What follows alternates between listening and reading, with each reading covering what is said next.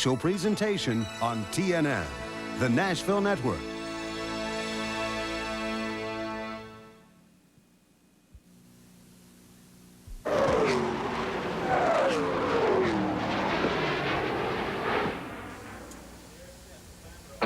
The last ASA visit to Cayuga brought the points leader, Johnny Benson Jr., a little too close to the wall, opening the door for other top contenders like Mike Eddy, who took control of the points battle and threatened to break away. Then this very similar incident last week in Michigan allowed Benson to close. Improving Jay Sauter could make it a three-way fight. And Bob Seneker, always there for the season's last push. Set me up, yeah. Put me down.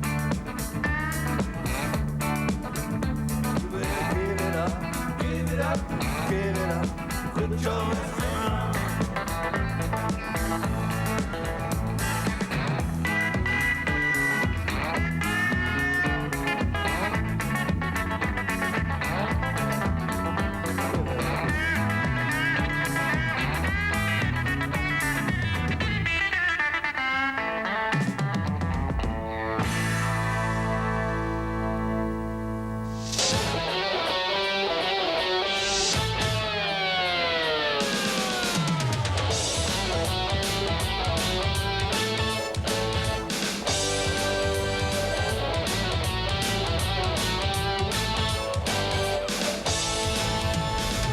The Great Lakes of Erie and Ontario are only about 25 kilometers. It's really a Canadian landmass, and on that small strip of land is a small neighborhood, really, farm community called Nelles Corners. But it's also the site of one of the internationally important racetracks in North America, Cayuga Speedway, where we are today. Good afternoon, everyone. I'm Larry Newber, and this is Rob Albright. Of course, we have the international point standings of the American Speed Association, but when you come to Canada, you think of the Players Limited Cup.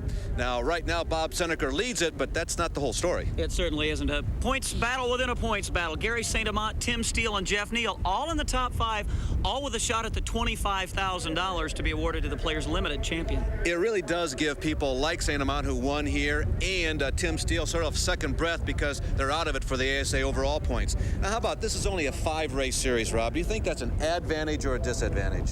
Honestly, well, we could create maybe some additional drama by saying that it makes a difference. I don't think it does. These guys know nothing but flat out. Gone are the days when a guy like Bob Seneker could wait for a race to come to him or wait for a season to come to him. It's all the way today. Well, the heavyweights, as you saw at the top of the show, Johnny Benson Jr., Mike Eddy, the referee for today's match, Ralph Shaheen. Let's go ringside. Anytime you go into battle, the first thing you need to do is size up your competition. And for those in the AC-Delco Challenge Series chasing point leader Mike Eddy, this is what you're up against. On his strengths, it's all experience. This guy is a 6-time ASA champion. Very tough to beat. Weaknesses for Mike Eddy? Nobody on pit lane can come up with one. Now, the guy who has the best chance of beating Mike Eddy to the championship this year is our pole sitter today, Johnny Benson Jr. Now, the strengths for Johnny Benson Jr. are the fact that he's young, he's aggressive, and he's very hungry.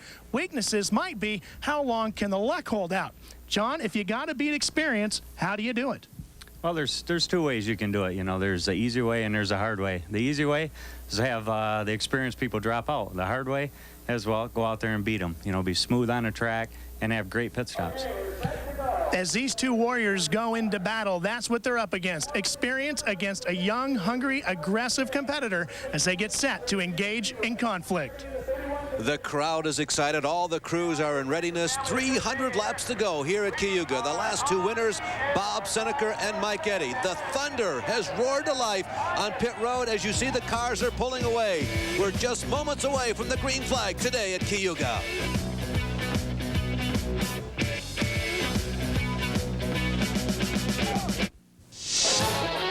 The 1992 AC-Delco Challenge Series on TNN is brought to you in part by Win Oil Company, makers of Win's Hot Shot fuel products. One shot and you'll feel the difference.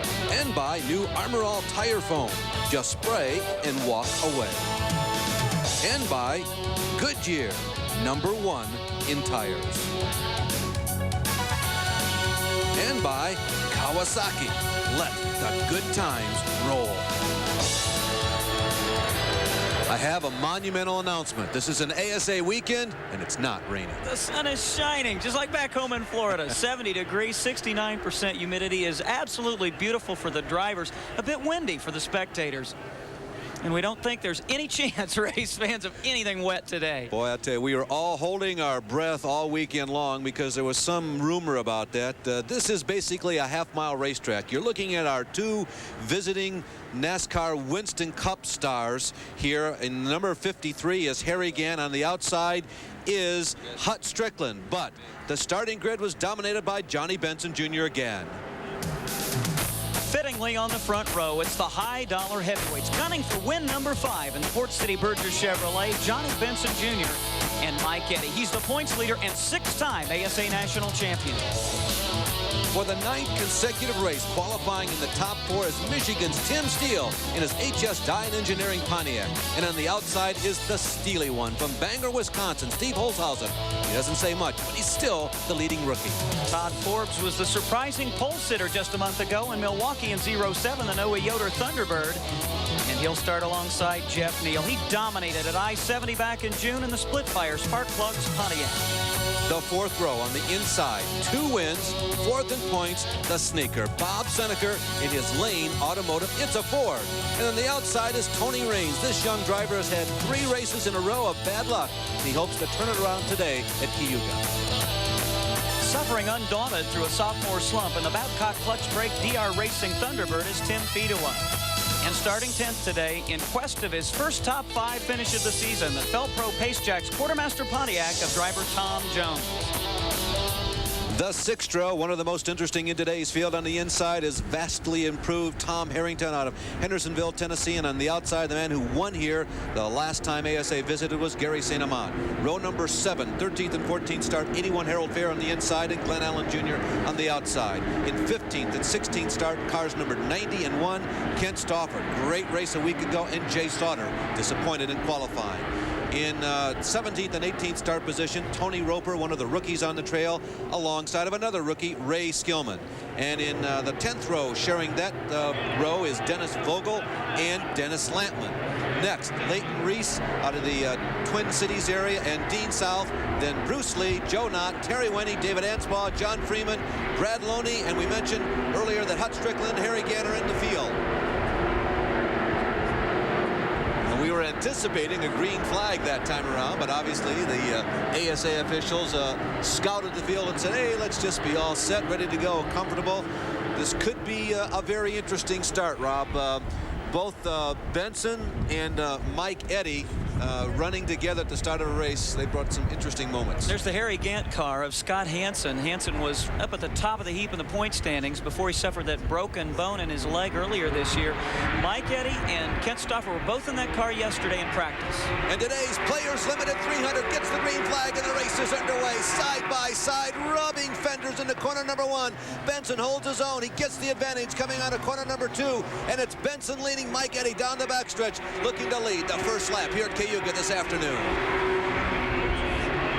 Barreling off of corner number 4, it is Benson. Eddy sideways. Rookie Steve Holzhausen hunkers down in the 3rd position. Down in the inside of the racetrack is Tim Steele, but challenging on the outside is Todd Forbes in that hot running Thunderbird. Tim Steele's got some sort of problem in car number 85. It's uncharacteristic. Oh, and Benson is out of the groove in corner number 3. Johnny Benson slides right up along the wall and comes almost to a stop up there. He has a problem, Rob.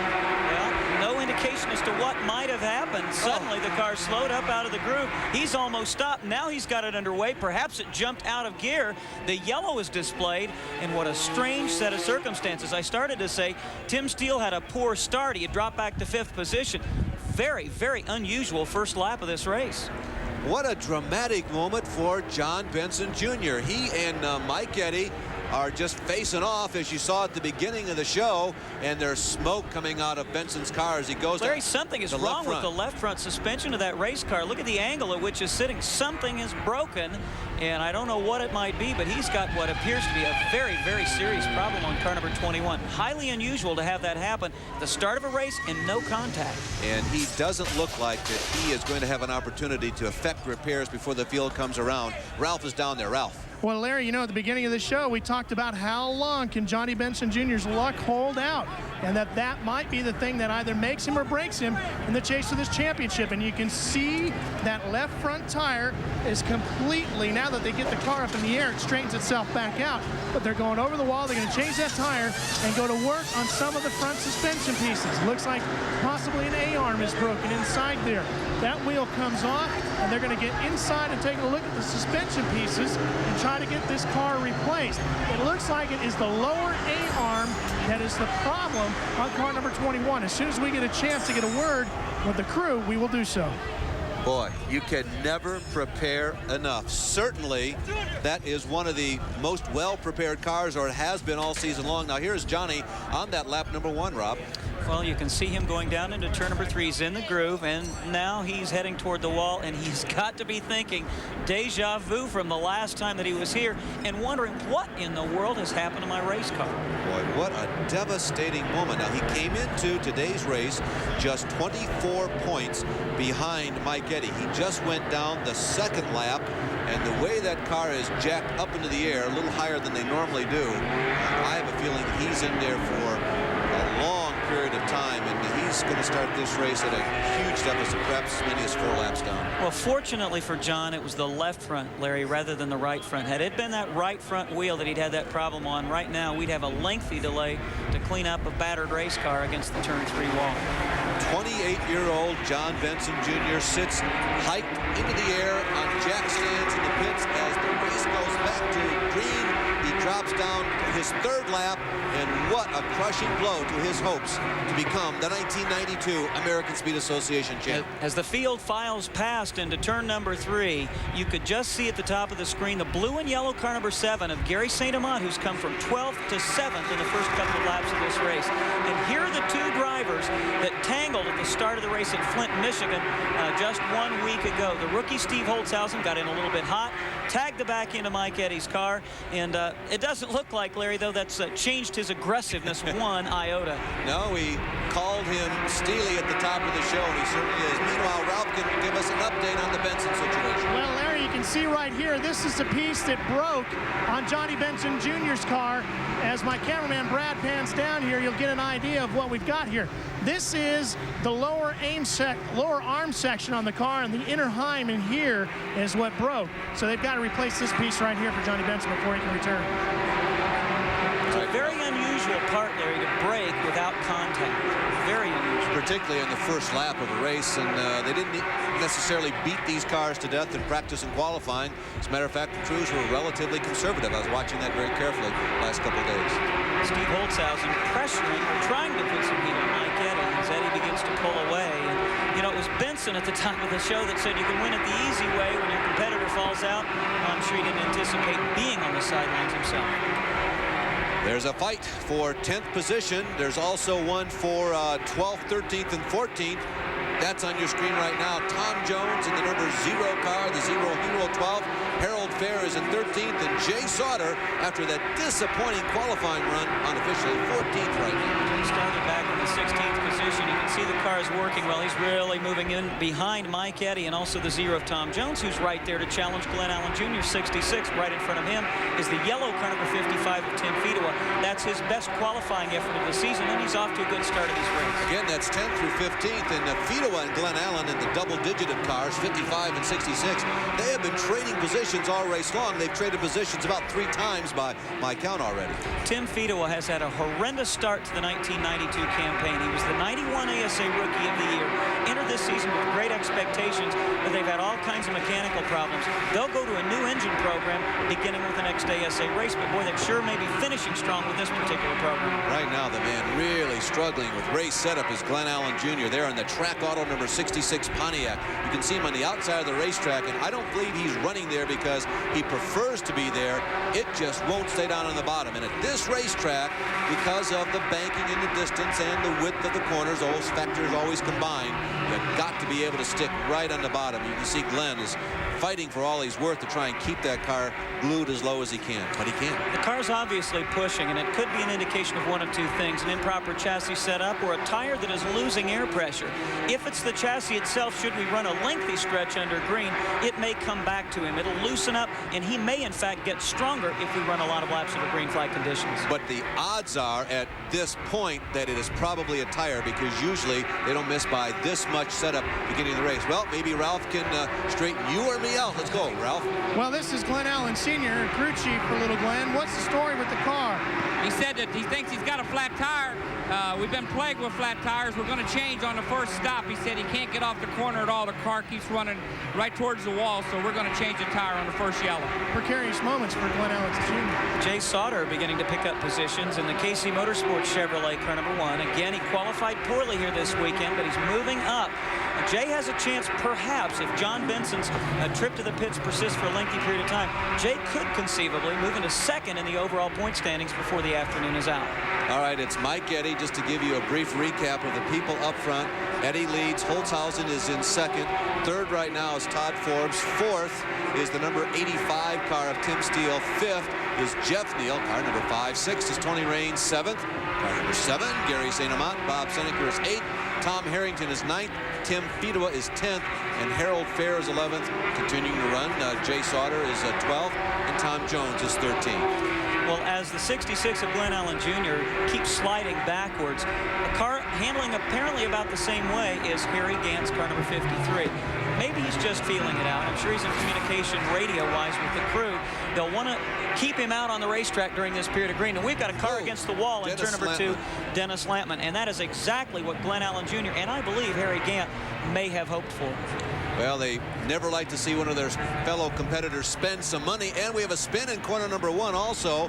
John Freeman trying to take evasive action and slowing down as he headed toward that crash scene down there, slides into the grass. You're looking at Dennis Lampman, who did a little more than just slide through the grass. Lampman and Freeman pulls down into the casual water. Yes, like everywhere else in North America, it has been raining extensively for the last, I don't know, 18, 19 years, I guess.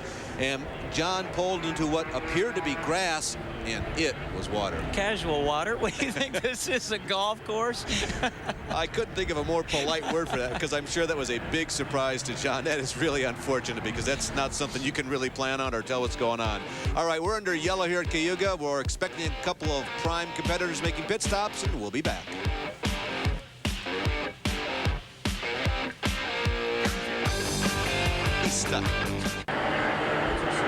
Back at Nelles Corners, Ontario. We're between Lakes Erie and Ontario. You know, 124 tires started today's race, and a couple of them have already been problems, and Ralph has been following one of those stories.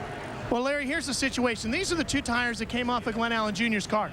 This was the right rear tire. See how nice and even the wear is on this tire? Take a look at the right front tire and see this big groove that's worn in on the tire here. The problem for Glenn Allen Jr. is not a tire going down. The camber is off on the car. And because of that, every time Glenn goes into the corner, that car pushes and it rolls over on this tire, and it's wearing this outside edge down and away. So the longer he goes under green, the worse this wear is going to get, the more it's going to roll, the further Glenn Allen Jr. is going to push into the corner. Now, changing the camber on a car is not an easy thing to do under a green stop pit. What they're going to have to do is wait for a lengthy yellow, get back in there and see if they can fix this, or Glenn Allen Jr. is going to have to struggle all day long. Ralph, did Glenn Allen Sr. give you an idea how long it would take to repair something like that? Not exactly. It's going to take them a couple of minutes at least, because you have to get in there and make a few adjustments to get it right. And when you do that, it just takes a while. So a lengthy yellow is all they can hope for right now, and this yellow is not long enough to do it. All right, Ralph, that's a very good explanation, and now we know what's going on. The car just won't turn to the left. Well, he just can't get things going this year. He's had a couple of good runs, but he continues to be frustrated. Now, right behind him on the racetrack is the red and white car number 21 of Johnny Benson Jr. He's back on the race course. There you can see him, but he is over 20 laps off the leader's pace. And what does that have to do to a guy psychologically? You know, he'll go out there and he'll ride around, and I'm sure he'll go at it aggressively. No chance to win. If you follow the American Speed Association, you know that there is a pretty prominent name of this sport that's been missing for Oh, gee, it's about a month. It probably seems like about 8 years. And that's Scott Hansen, the familiar number 53 race cars in the race. And Scott, you join us again today. And I know you're having a good time up here. It's not your favorite seat, though, is it? It's not, but I've been having a great time up here with you, Larry and Rob. It's been just a good time to come up here, and you can see the race from a whole different perspective. But I really would like to be back in that car. Scott, we've seen a couple of situations here, a lower A-frame braking on Benson's car earlier in the race. We've seen a camber apparently either going out of whack or not set up properly. How does that happen so early in a race? It's hard to say, because it has to be something like in Johnny's case, a part that was just not overlooked, but just something that was ready to break, and you can't control things like that. Well, Harry Gant is your substitute driver. Of course, this is Mr. September. Harry having that spectacular month a year ago. And you were commenting earlier, Harry either doesn't like the race car at this point or he's being very cautious and working up to speed. I'm hoping it's just that he's being real cautious. We had a couple different drivers in the car yesterday, and they really liked the way the car felt. And, I'm just hoping right now that he's never been here, so the track is new to him, the car is new to him. He's sitting in it for the first time. So I think in talking to him, he's going to feel the car out and learn the racetrack a little bit before he does take off. And Harry is certainly an incredibly veteran race driver, and my assessment, he's really one of the more intelligent racers, and it's likely that he's just trying to get comfortable in this car. Well, Ralph, you got some more update on the Glen Allen situation. We've got Chris Bradley with us, actually, from Johnny Benson's team, the crew chief. Now, we had the Heim on the lower A-frame as a problem. Is that correct? Yes, that's correct. It broke. And what would cause that to go? Yeah, possibly stress. Stress right now, I think, on this team is inside. They've got Johnny Benson going. He's really turned to green flag action. Back to green at Cayuga. Mike Eddy continues to set the pace, and that's the kind of sign that the rest of the competitors really aren't comfortable in seeing, because when Mike Eddy is leading and it is dominant early, that's not a good sign for everybody else. Holzhausen continues, Steve to run in second. Todd Ford turning in a great race up to this point is third in his Ford. Tim Steele, the omnipresent in 1992. Tim Steele is fourth, and running out the top five is Jeff Neal. I'll tell you what else the other competitors don't like to see. Now watch as Mike Eddy comes off turn number 4 with Steve Holzhausen behind him. Eddy right down on the bottom. Holzhausen's car is pushing up to the top of the racetrack. Mike's car is working flawlessly in the early going. I'll tell you something else I'd be willing to take to the bank as we watch the leader, and we'll see him a little later. John Benson Jr. is probably the fastest car in the racetrack right now, and if you're a John Benson Jr. fan, don't despair, because I think you're going to see some more of him before this race is over. I had a talk with Mike Eddy yesterday, and he thinks that the track is in the greatest condition that it's been since we've been here in 4 or 5 years. He doesn't really know if they did anything to the corners. It didn't appear that way, but he was out practicing in the second groove yesterday as well. But like you say, his car is just running around the bottom of the racetrack, and he looks like he's got a very good handling car. I would imagine that another factor is that the crews are getting more and more comfortable with these cars.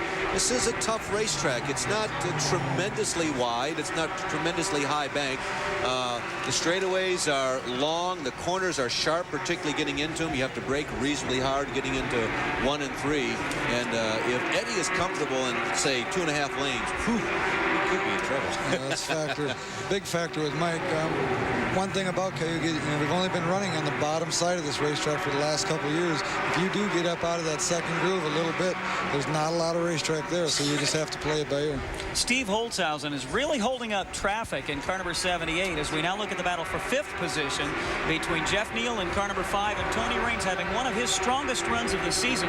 He operates 6th in the 25 machine. Now it is his team that prepared the car that Hutch Strickland is competing in here this weekend.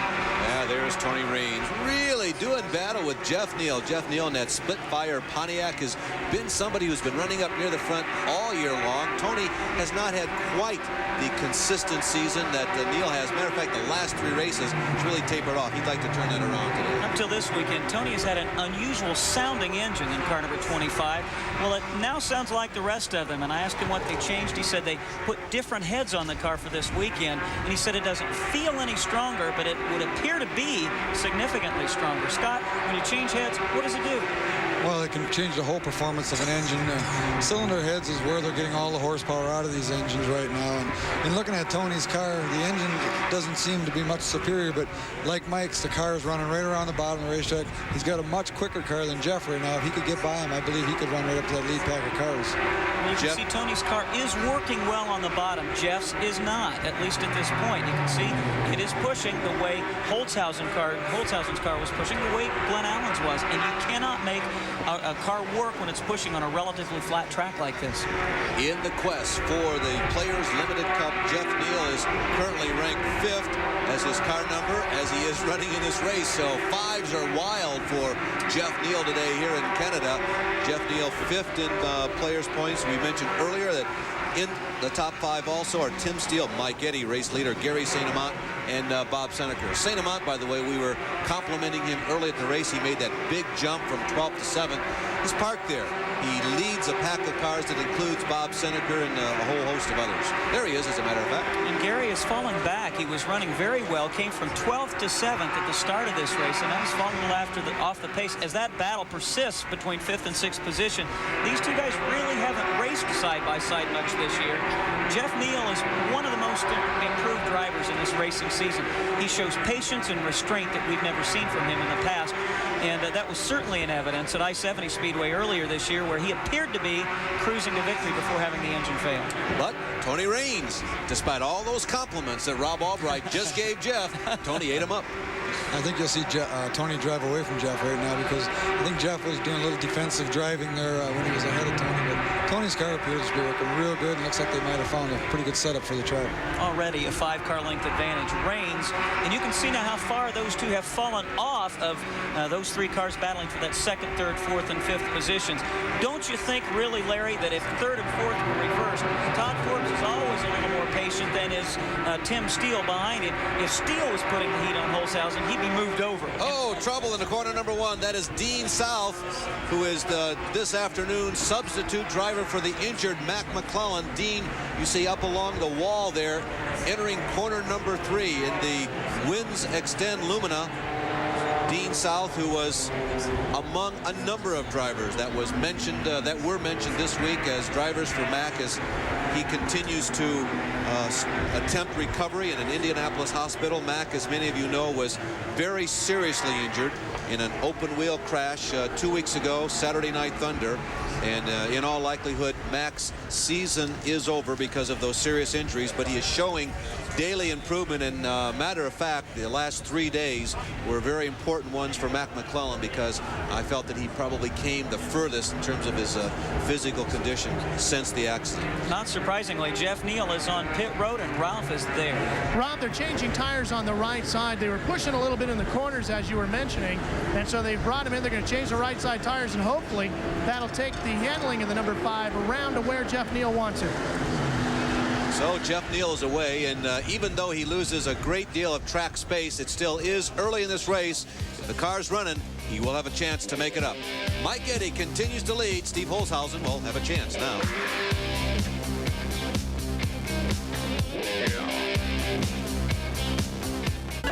Well, Mac and Sherry McClellan, whom we were talking about before we went to break, have asked us to pass along thanks to everyone who has sent along get well greetings to Mac as a result of this accident. They also said that they're very happy that Wins is their sponsor. There's been a lot of cooperation from that, and we had an opportunity to talk to this week's substitute driver, Dean South. Well, no, not really. I've worked on the car all year long. I know the car real well, and I have some ASA experience, and I don't feel that there's no additional pressure on me, no. And by the way, Mac, this is for you, buddy. Get well soon. Well, speaking for everybody here at Cayuga, a little bit of a private message there, Mr. McClellan. We hope that you're watching or have taped this show.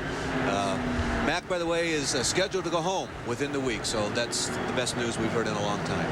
Well, it certainly is, and we just wish that Scott Hansen's injuries were such that he could get back in that race car pretty soon. Well, Not that we don't enjoy having it.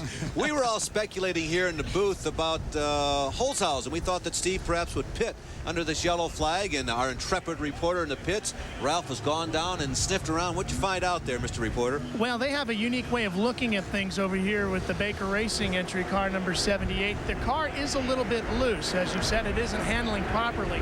But they felt that it was a little too early to give up track position. Now, you might think the opposite. You might say, well, let's give the track position up now and work our way back up as we get towards the end of the event. But they figured they're going to stay out for now, run it the way it is, hope it might change a little bit, come more around to where he can deal with it. They said Todd Forbes, if he's going to get around him, is going to have to go to the outside. If you notice, Forbes keeps attacking the inside, and they think that Holzhausen can certainly keep slamming the door shut down there. Well, the green flag is about to slam down on this field, and moving to the inside of Todd Forbes is Tim Steele. And Rob was talking about Tim sometimes being aggressive, and he certainly made an aggressive move on that restart. Now, as we begin lap number 53, it is Eddie, Steve Holzhausen, Tim Steele now running third. Fourth is Todd Forbes. Fifth is Tony Raines. Sixth is now Gary St. Amant. Bob Seneca is seventh. Tom Harrington is eighth. Tim Fito at ninth. Harold Fair 10th. Behind Harold Fair's the one of Jay Sauter, and then it's Tom Jones. Right behind Jones, then, in 13th and 14th positions are Harry Gant in car number 53 and the 28 machine of Hut Strickland. So they're hanging tough on the lead lap, getting comfortable with these unfamiliar ASA race cars. Oh, and look at that battle for third position between Todd Forbes and Tim Steele. I think he was saying, hey, I didn't like the way you restarted this race. They had a little contact coming down the front straightaway, and I'm sure Todd did not appreciate that. And his car appears to be working very well, better than Tim's does. That's amazing. If you'd ever talked to Todd Forbes, you could guess 100 occupations, one you'd never mention as race driver. And look at this. Steele moves over, or did he get moved over on the racetrack? I was watching you talk. I was supposed to be looking at the TV. I don't think there was any contact, because I looked up there pretty suddenly, and I think that Tim just went into the corner number 3, perhaps a little harder than he should have, although Todd had been knocking at that door and suggesting that it be opened, and maybe just granted his wish. Look at the car right behind Todd. Tony Raines has come along with him through there. Like I say, Tony's car really appears to be running on the bottom of the racetrack, and like I said, the setup looks really good on the car. Boy, Scott, you picked up on that early when Raines was back and battling for 7th and 8th position. You thought that car looked almost as fast as anybody in the racetrack, and I think you hit it. I think, if you look at the interval between Mike and Tony right now, Tony's going to the front faster than Mike's pulling away as he was earlier. I don't think anybody would have believed that at this juncture of the season, Tony Raines would have no top 5 finishes and only one in the top 10. And I don't think that is in any way, Scott, a reflection of his driving ability. You've run with him. Oh, I run with Tony. He's a super driver. I don't think it's a driving ability or the crew. They've all worked very hard. They've had just some bad luck.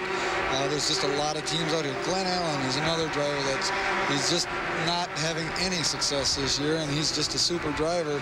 But, everybody goes through their turn, I guess it is, and, you just have to bite your lip and just keep working at it, and it'll come to you. Well, like the other forms of Major League stock car racing, there are so many good teams anymore that if you're off your game just a bit, it costs you 10 positions. It does. The ASA has gotten so competitive in the last few years that at any point in time, you don't see maybe the names you saw before with Trickle and Miller, but you have right now 10, 15 cars that can still win a race. Well, we were talking about that head-to-head face-off for the Players' Cup. Well, there it is, personified on the racetrack. Seneca leads the Players' Cup standings with Gary St. Amant second, but right now they're reversed on the racetrack. Running in 6th and 7th positions, and Gary St. Amant has lost ground to the 5th place car number 85 of Tim Steele, and he now has a host of cars moving in behind him, including the 91 of Harrington and 55 Tim Fito. St. Amant was another one of those drivers who had really at least 3 options for race cars to drive this week. They were hoping that we have a spin in corner number 1. Involved are Dennis Vogel and Ray Skillman. There's Skillman in the white, red, and black trim, number 27. Skillman, the Indianapolis driver.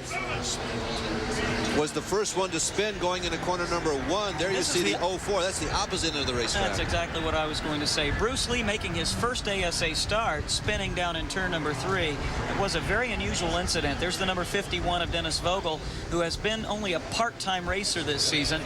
He's had some things business-wise he's had to take care of at home, and it's relegated him to a part-time ASA starter, but he was simply a victim of circumstance there as Ray Skillman looped and clipped him and sent Vogel into the wall, and it doesn't look like the damage is as severe as it appeared on first impact. You can see there was a little bit of scraping that Vogel took pretty good evasive action, just barely caught Ray Skillman's car, but that left rear tire and hub does not look to be in very good shape. Now there is Tim Steele coming in, a little surprised on that. It seems just a tad early, particularly with none of the other front runners coming in, but Steele, whom we saw get out of shape in the middle of corners 3 and 4, maybe he felt he had a tire problem. Well, we're under yellow here at Cayuga, Canada.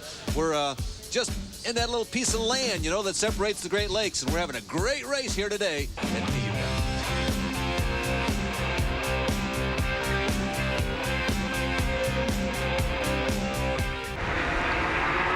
We're back to green on lap number 67, now 68, as Mike Eddy, who has led this race since the drop of the green flag, has had a very uneventful journey to this point, continues to set the pace. The battle is rejoined for second position. It's still Steve Holtzhausen. He's been there for a long time, and once again it's Todd Forbes in hot pursuit. Now the Holtzhausen crew said he'd have to do it on the outside. I'm not convinced. If Forbes can get a good run off the corner, get a fender alongside heading down into the turn, he could perhaps squeeze Holtzhausen up to the top and not give him any room. As we say it, there's the move. Todd Forbes drops to the inside of Steve Holtzhausen, who tries to shut the door on Tony Raines. He is successful this lap, but it seems like it's only a matter of time. Now we'll see how fast Forbes is compared to the race-long leader, Mike Eddy. Forbes has looked very strong, as has Tony Raines. Something we've talked about, Larry, in the past is how difficult a transition it is for open-wheeled racers to come stock car racing. Well, Todd Forbes seems to have done it, perhaps as well or better than anybody in the series. Matt McClellan, of course, an open-wheel champion. Terry Winnie, an open-wheel champion. Now, for both of those drivers, they're rookies to the series. Forbes has gained quite a bit of experience over the last 3 or 4 years. As we continue to monitor that situation in 3rd and 4th position, we can fill you in on the visiting drivers from the south. Harry Gant in the number 53 Gundam machine, the Wisconsin Aviation car, has moved from 19th to 11th. So maybe Harry does indeed know exactly what he's doing. And Hut Strickland, representing the Alabama gang this weekend here at Cayuga, has moved from 20th to 13th. Now, we've talked about tires several times today, and Ralph is here with another one. Well, hold on that Ralph Shaheen report. We have a car slowing coming out of corner number 4, and that is the 28 car of Hut Strickland. Hut Strickland, who was one of the drivers invited by the Canadians to come up here and compete in this race, rolls quietly down pit road. Any idea, Scott? Well, it appears that they're putting behind the wall. If there's a motor problem, I don't see any fluid leaking out of the car, so they took him immediately behind the wall. So I'd say there's an engine failure or something taking place. Really ironic, because there's the team car to the guy we've been watching all race long. Yeah. That is Tony Raines' teammate. Tony was coming up real well. He caught up to Steve, whose car is very loose on the racetrack. But Tony's car seems like it's stabilized a little bit. He's caught Steve, but he just can't seem to do anything with him right now. Well, Eddy has pretty much maintained the same interval over Todd Forbes, and Todd Forbes has opened up about 10 car lengths over the 3rd running Steve Holtzhausen. Well, let's go down to Ralph now, because we have a more breaking story than one he was working on a few moments ago. This is the story about Hut Strickland. You can see the crew working in the engine bay of Hut's car. We're going to have to reach through the window net to get to him. Hut, any idea what was going to go wrong with the engine here? Well, not really. Just come off third two there. The thing just shut off for no reason. I don't know what happened. Bit of a frustration day here for Hut Strickland. Well, there's that players limited points battle as Bob Seneker picks up 5th position. Watch Tom Harrington. He drops low, and he'll follow Bob past Gary St. Amant. Gary hung up on the high side of the racetrack. That's a big disappointment, of course, for Hut Strickland to be in the pits. This ride was to be assigned, by the way, to Davey Allison, and as all of you race fans know, Davey is himself, like Mac McClellan, recovering from serious injuries which happened ironically the same weekend, and within about 16, 17 hours of Mac's injuries, Davey has been back in the saddle, but is not full speed, and of course he needs to protect his position with his Winston Cup team, so he was forced to pass on this, but sent us one of his good friends, and he was very well represented by Hut Strickland here this afternoon. Leader Mike Eddy putting a lap on the teenager from Ohio, Joey Nott, a former open wheel racer in the mini sprints. Joey has shown significant improvement through the running of this season. He's gotten an awful lot of help from Gary St. Amant, that Ford Thunderbird running as a team automobile to Gary's Chevrolet, and that's an unusual situation, but I think it's a matter of the support that's coming from the respective factories. With 80 of 300 laps down, and incidentally, we understand that Hut Strickland has a broken distributor, but with almost, Scott, 1/3 of this race in, how many pit stops do you anticipate, and when will those first come? Well, I'd say around lap 150 or so, that provided it keeps going green or whatever, that Mike will come in and he'll probably try for one pit stop, depending on the tire wear. The cars this year have not wore tires out as they have in the past. I was watching some of the races go on here, and it seems like Gary St. Amant, once he got pushed to the high side a little bit, I don't know if there's something on the high side of the racetrack that's taking a toll on the tires, but he has backed up a little bit now since that he got shoved to the outside a little bit. Well, it's not something we have never seen before. We have seen this before, and that is the Ford Thunderbird of Noah Yoder. That's the team owner and sponsor. And we have a spin in corner number 3. Make that corner number 4. We'll get back to the Forbes story in just a moment. And that is Jeff Neal, one of the top contenders in the American Speed Association, has spun in corner number 4. He drops it down in gear and pulls out just in front of the race leaders, Mike Eddy and Todd Ford. Jeff Neal and Tim Steele had made pit stops simultaneously. They were the 2 fastest cars on the racetrack. They were making their way through traffic. They had battled back from 27th and 28th to 12th and 13th respectively before that spin. Unfortunately for Neal, there were a lot of cars behind him, no one else involved. Boy, that was close for Neal because he almost did not get out in time. The spin happened quick. The leader was doing really well. Now, here's what happened on that spin, Scott. It looks like Tim was just trying to get down inside of him a little bit, and Jeff just come down back to the bottom of the racetrack. Just barely got touched. It was nothing serious on Tim's part. I think he had the line, but Jeff just come down and closed the door a little bit. Looking at pit lane, looks like a lot of the leaders have elected to pit here. And our man on the spot is on the spot. Ralph, take it away. We're with Tony Raines' car. His car owner, Ernie Roselli, runs around to the right side of the car. They will change right side tires, fuel the car up, as do the rest of the teams. Ernie told me they could go a maximum of 200 laps on fuel, but that 150 laps on tires would have been pushing it. So they were all planning on coming in on this first stop, and Tony Raines, with a tremendous stop, will even pick up a position. Bob Seneca has trouble getting out around Jeff Neal, so now Neal has to back up to get out of his pit stall, and Raines will move up to 3rd with track position. A brilliant pit stop for the ETR crew. Now, my assessment, the assessment from my 2 able-bodied assistants here. Todd stays out. First, Rob. Well, I'm not surprised. The car has handled consistently well all day long, and as long as it's working, I don't think you need to come in this early. We've only got about 86 laps in the record books. The tires should be able to go another 40 or 50 laps, and if they're not giving up, why take a chance on getting a mismatched set of tires? Todd's car really worked well all race so far. You can go a couple hundred laps here without fuel, so that won't be a problem either. I think track position meant quite a bit to him, and the way the car was running, I don't believe his tire wear is going to be a problem with him either. And isn't it interesting how just a few moments in, say, 10 or 15 pit stops really changes the complexion of your race? Tim Steele almost taken out moments ago. He's now being shown in 3rd position.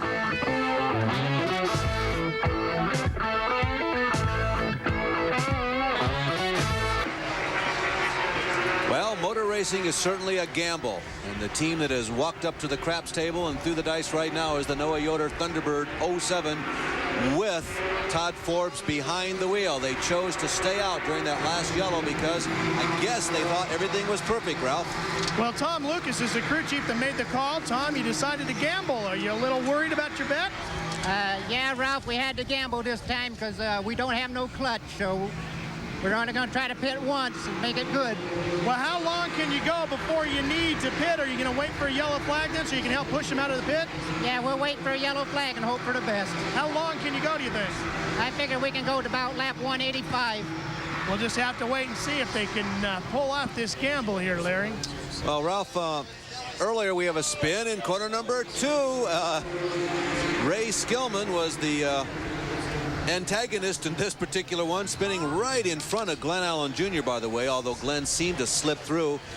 Scott, you and I were talking a little earlier off camera about how far you can go. So Forbes has got this clutch problem, which, yeah, I overlooked that. I forgot about that. It gives him a really difficult time in making a pit stop, and certainly under green flag conditions. So he needs a window of, what, maybe 130 laps, and then he can come in after that to be assured of going the distance? Well, we're on a half-mile track like this with the amount of yellows. Yellows are going to play a big factor here today. If you get a lot of yellows, the more you can stretch out your field. I would think you could go about 200 to 220 laps here, depending on the amount of yellows.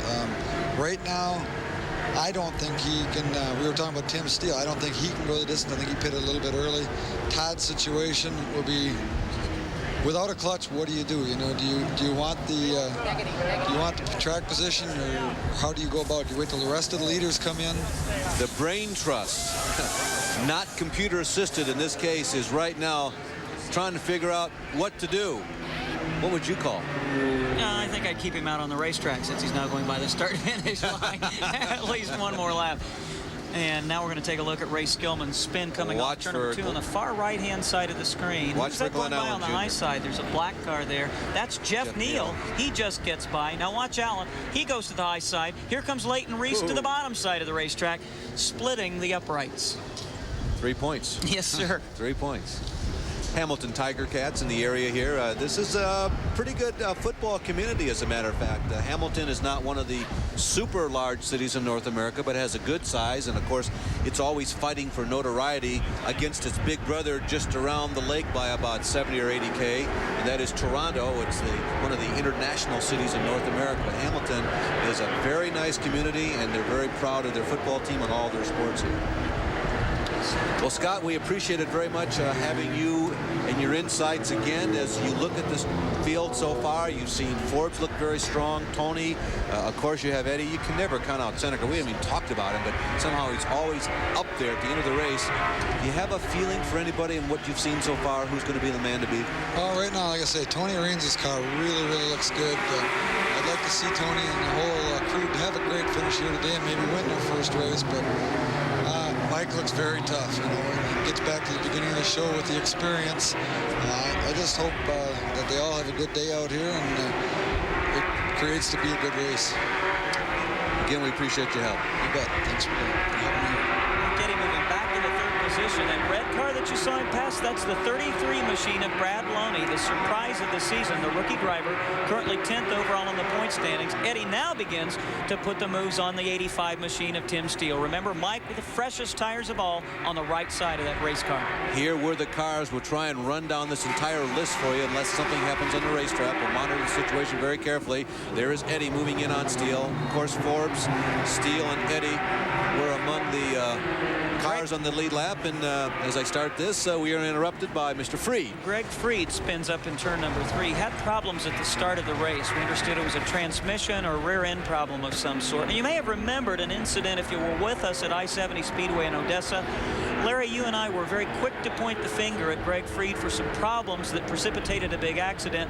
You know, when we went back and looked at it again, it was one of those quote-unquote racing incidents, but there were several different ways of looking at it. And, you know, I was very impressed. Greg Freed called me on the phone, and he said, gee, I don't ever want to crash one of these guys. And he said, I haven't been able to sleep since. Well, I don't really think that it was 100% Greg's fault. Well, not only that, but I think the most important aspect of that incident was Greg was doing what he had been told in the driver's meeting. He was straight as an arrow, and he didn't move one way or another. He did not really contribute to that mess. There's just a lot of people going for one spot at one time.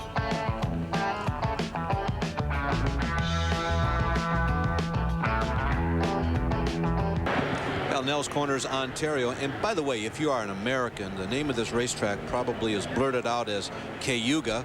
If you're a good old stock car fan from down there, Cayuga draws out. But if you own the racetrack or are native to this area, it's a simple, nearly two-syllable word called Cayuga.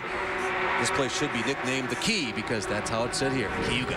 What in fact it is, if nothing else, a beautiful racing facility. And we've got 20 race cars on the lead lap as we've passed the 1/3 mark of the race. Mike Eddy is back on the move in car number 88. He's just disposed of the 33 machine of Brad Loney, and now he sets sail for Tim Steele's car number 85. What do you think? I know the people at home want this rundown of the top 20 cars. Should I start it again and cause another incident on the racetrack? Give it a shot. I'll watch the track. You read the top 20. Okay, Forbes, Steele, and Eddy. I guess we've documented that. Brad Loney, inch and change yesterday, running 4th place. What a terrific effort. Tim Fido, these are in order, by the way. Tim Fido in 5th, Steve Holzhausen 6th, Tony Rain 7th, Jay Sauter, nice race, 8th, Harold Steele 9th, Bob Seneker. Let's see. Yeah, that guy's done pretty well in some of these races before. Battle for 2nd place on the racetrack. I'll continue this rundown. There goes Mr. Eddy. Normally we'd get excited, but I'll continue this. Tom Harrington is 11th. He was slowing down the racetrack. Harrington is. Gary St. Amand is 12th. Tony Roper is 13th. The number 53 car with Harry Gant behind the wheel today, 14th. Jeff Neal, 15th. Glenn Allen Jr., 16th. Kent Stauffer is 17th. Leighton Reese, 18th. All these cars on the lead lap. Tom Jones, 19th, and 20th is the car number 04 with Bruce Lee behind the wheel. He's managed to hold on to the lead lap. Read faster. You're missing a great battle for 2nd position between Mike Eddy and Tim Steele. I've been dying to get back to this. But those people get angry if we don't do that. Absolutely. Here comes Mike Eddy. Remember, he stopped more recently than did Tim Steele, but Steele is just not willing to give up that 2nd position. And it's amazing, Larry, that he's been able to hold Mike off on the high side of the racetrack. Tim Steele, whose driving career has changed the complexion of it in 1992. He admits that, well, they've decided to maybe tone him down a little bit. Maybe he runs 9/10 driving instead of the traditional 10/10, although right now he is digging for his life up there. Well, he's still managing to keep a fender advantage over Mike Eddy. Look at that. And you know what that indicates to me? That maybe Mike's car isn't working as well on the bottom of the racetrack as it was. When he could get alongside and not make the pass, now he'll settle back in, at least for maybe 2 turns before he challenges again. He's in danger of heating up the right side tires on car number 88, and that could work to his disadvantage as this green flag stint progresses. Tim Steele, who lives in the Grand Rapids, Michigan area, wears this number 85 because this was the super modified number of Gordon Johncock when Tim Steele was just a youngin', well under the age of 10. Gordon Johncock was the scourge of super modified racing in the 1960s and drove a red number 85, and that's where this team picked up this number. In all honesty, there was some resentment, Larry, when Tim Steele came to ASA competition because his dad owns a very, very successful business, and there were some of the blue-collar ASA racers that said, here's a kid with a silver spoon in his mouth. Tim has really had to work very hard to earn their respect, and he has done so over the last couple of seasons. I'll say one thing for Tim Steele, briefly. He's brave. He's brave? Yeah, that you can say. Maybe almost too brave sometimes, but he's always been a daredevil. He was a world-class jet ski racer and is a tremendous athlete. He's slight of build, but he's a wiry little guy, and you know, he's one guy that you just never see looking tired after a race. You know, talking about jet skiing, race driving, water sports expertise, and you think of the way Tim Steele looks, a little reminiscent of Jeff Gordon, right? Maybe just a little bit. I think he probably may wish that he had the opportunity that was being handed to Jeff Gordon next season, but Jeff has really earned that right. Incidentally, talking about Jeff Gordon, Matt McClellan, as it relates to ASA, Jeff Gordon last night was the driver who wore the Wynn's colors in the Busch Grand National race, which was won by Joe Nemechek, Indianapolis Raceway Park. Jeff finished 10th. Well, if you know who won the Michigan 500 today, please don't tell me, because they're going to show it tonight at 9 o'clock on Canadian TV. All right, Ralph, this may be nonsense. Do you have some real meat that relates to this broadcast? Yes, we sure do, and it relates to Tom Harrington. For those of you that are cheering for Tom Harrington, problem for Harrington, he has a vibration in the engine line. And I got a question for Dean South, who is walking along here with us. Dean, you're carrying something here. What's the problem, and what do you got? The front brakes went out. I went into 3 and hit the brakes. The front brake line broke, and I had no brakes. The back one's locked up and spun me around. I'm looking for a brake line. Nobody seems to have one. If anybody can help him out, he's down in the winds pit. Send that FOB, right? All right, with 120 laps down, remember we will go 300 today. Todd Forbes continues to lead this race with Mike Eddy in hot pursuit. Running third is Tim Steele. Brad Loney really holding his own. He's fourth. The double digits are hot today. In fifth place is Tim Fidua. They've had a quiet fifth place, but a very comfortable and confident weekend. They sure have. Let's put an exclamation point on this leaders weekend. Todd Forbes has really been a factor from the drop of the green flag. His two best finishes this season. Now this will show you how they've struggled. A 6th last weekend and a 7th at Milwaukee. Todd Forbes leading this race. We're going to show you now the interval between first place and second place. Mike Eddy crosses the stripe. We catch him at 1.5 seconds. So next time around, we're going to gauge which one of these drivers, at least at this juncture of this race, is a little quicker. Here comes Forbes rocketing out of corner number 4. He sees slower traffic up ahead. Remember, it was 1.5 seconds the last lap. There's Todd. Here comes Mike. Oh, he visually looks closer. Yeah, 1.3 seconds. So perhaps Mike Eddy is moving in. About 0.2 of a second he gained on that lap. Now, just to give you an indication of what that means on this racetrack, yesterday the top 20 qualifiers were within about 0.4 of a second of one another. So the rate at which Mike is going probably would have been 10 or 12 positions, Larry, on the starting grid. Well, Rob, you know, there is one time interval that I always kind of look at as I call it the TMRT, the typical minimum reaction time, as we look at the number 33 car of Brad Loney. A little more to that in just a second, but this typical minimum reaction time, if you pick up a stopwatch and try and click it with your thumb, it's about 18 seconds.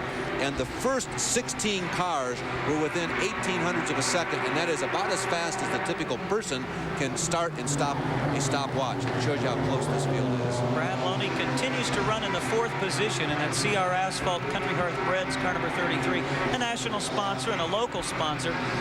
We get Country Hearth Bread all the way down in Florida, and it has just been amazing to see this young fella who looks like, I don't know, what does he look like? He looks like somebody's son that should be playing softball somewhere, not a race driver at any rate. He strikes me as a high school halfback. Now, he's had a number of top 10 finishes this year, which surprised all of us. And so we ask him, is he and the team surprised at all of his top 10s too? Yeah, actually everybody in the team's very surprised. Our plan was to start the races slow and steady and end up there at the finish, and to be finished in the top 10, everybody's really excited about. Well, he has certainly done that, because Brad Loney, out of seemingly nowhere, is the 10th ranked driver overall. He's the 2nd ranked rookie, and they have not given up on the possibility of catching Steve Holzhausen. They've just had a tremendously disappointing month, though.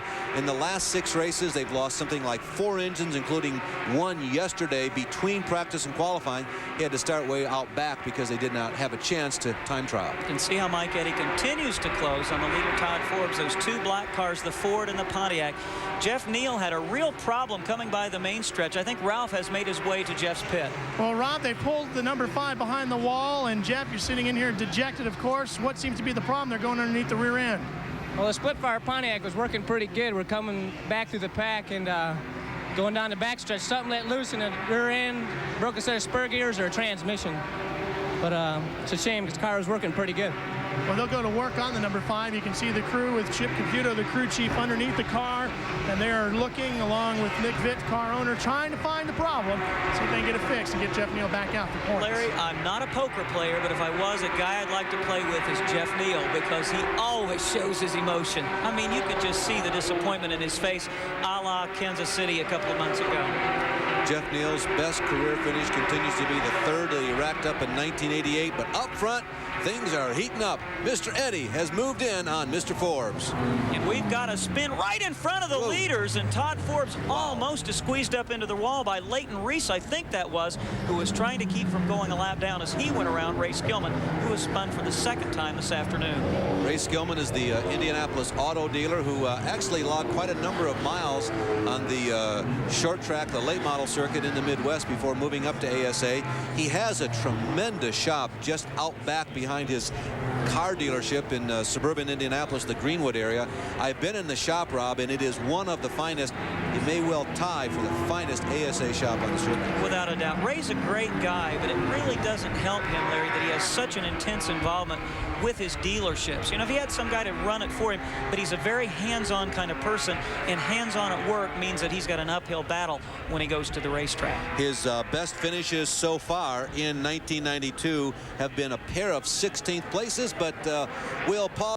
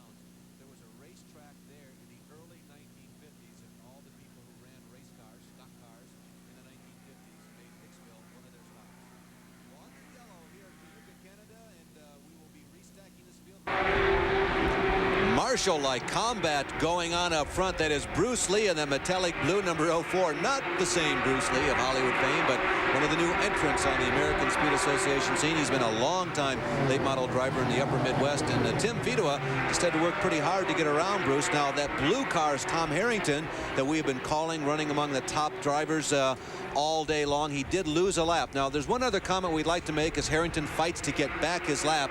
We understand that we were having audio problems on the transmission from the track here in Canada back down to Nashville, Tennessee.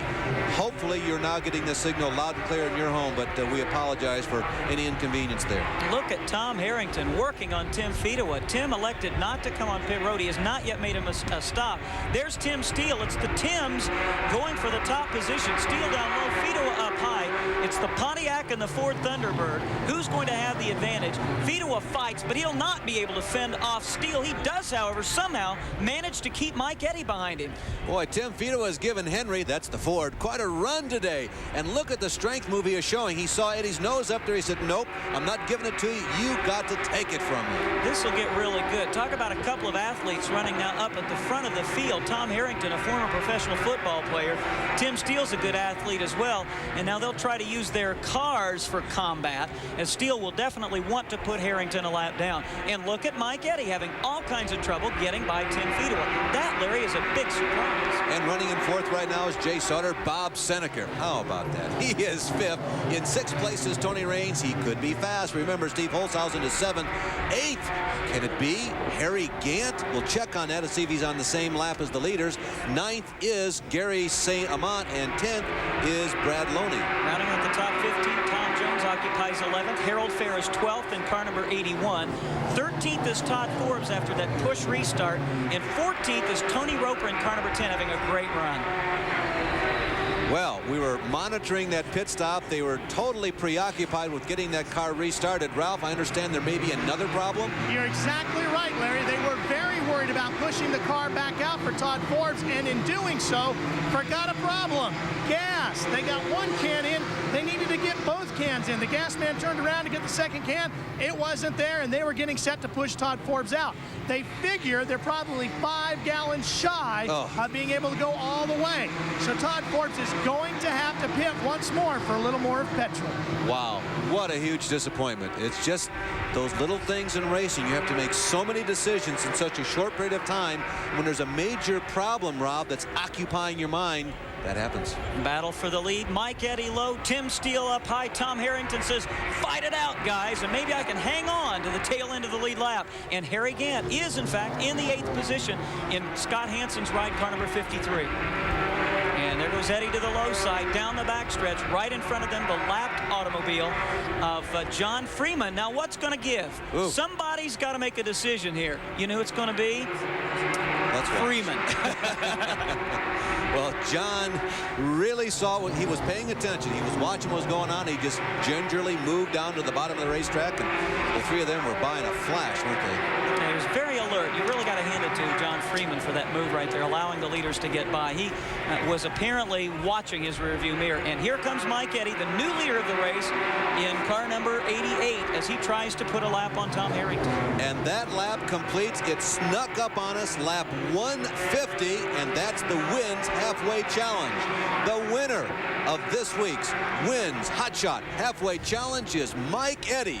He does it in a whisker, though. He wins $500 from Wins for leading at the halfway point of today's race. Boy, that came out of nowhere. We were commenting about all the yellow flags, how it changed the complexion of everything, and all of a sudden we were at the halfway point. You know, you might ask yourself, gee, would Mike Eddy go that hard to get $500? The answer is, you better believe he would, because he's come up the hard way. He's always made his own way. It's just been the last 2 seasons that he's had any kind of corporate sponsorship with the involvement in this AC-Delco Challenge Series of Nationwide. But you don't forget that you paid your own bills for a long time. Mike is going to make every dime that he possibly can today.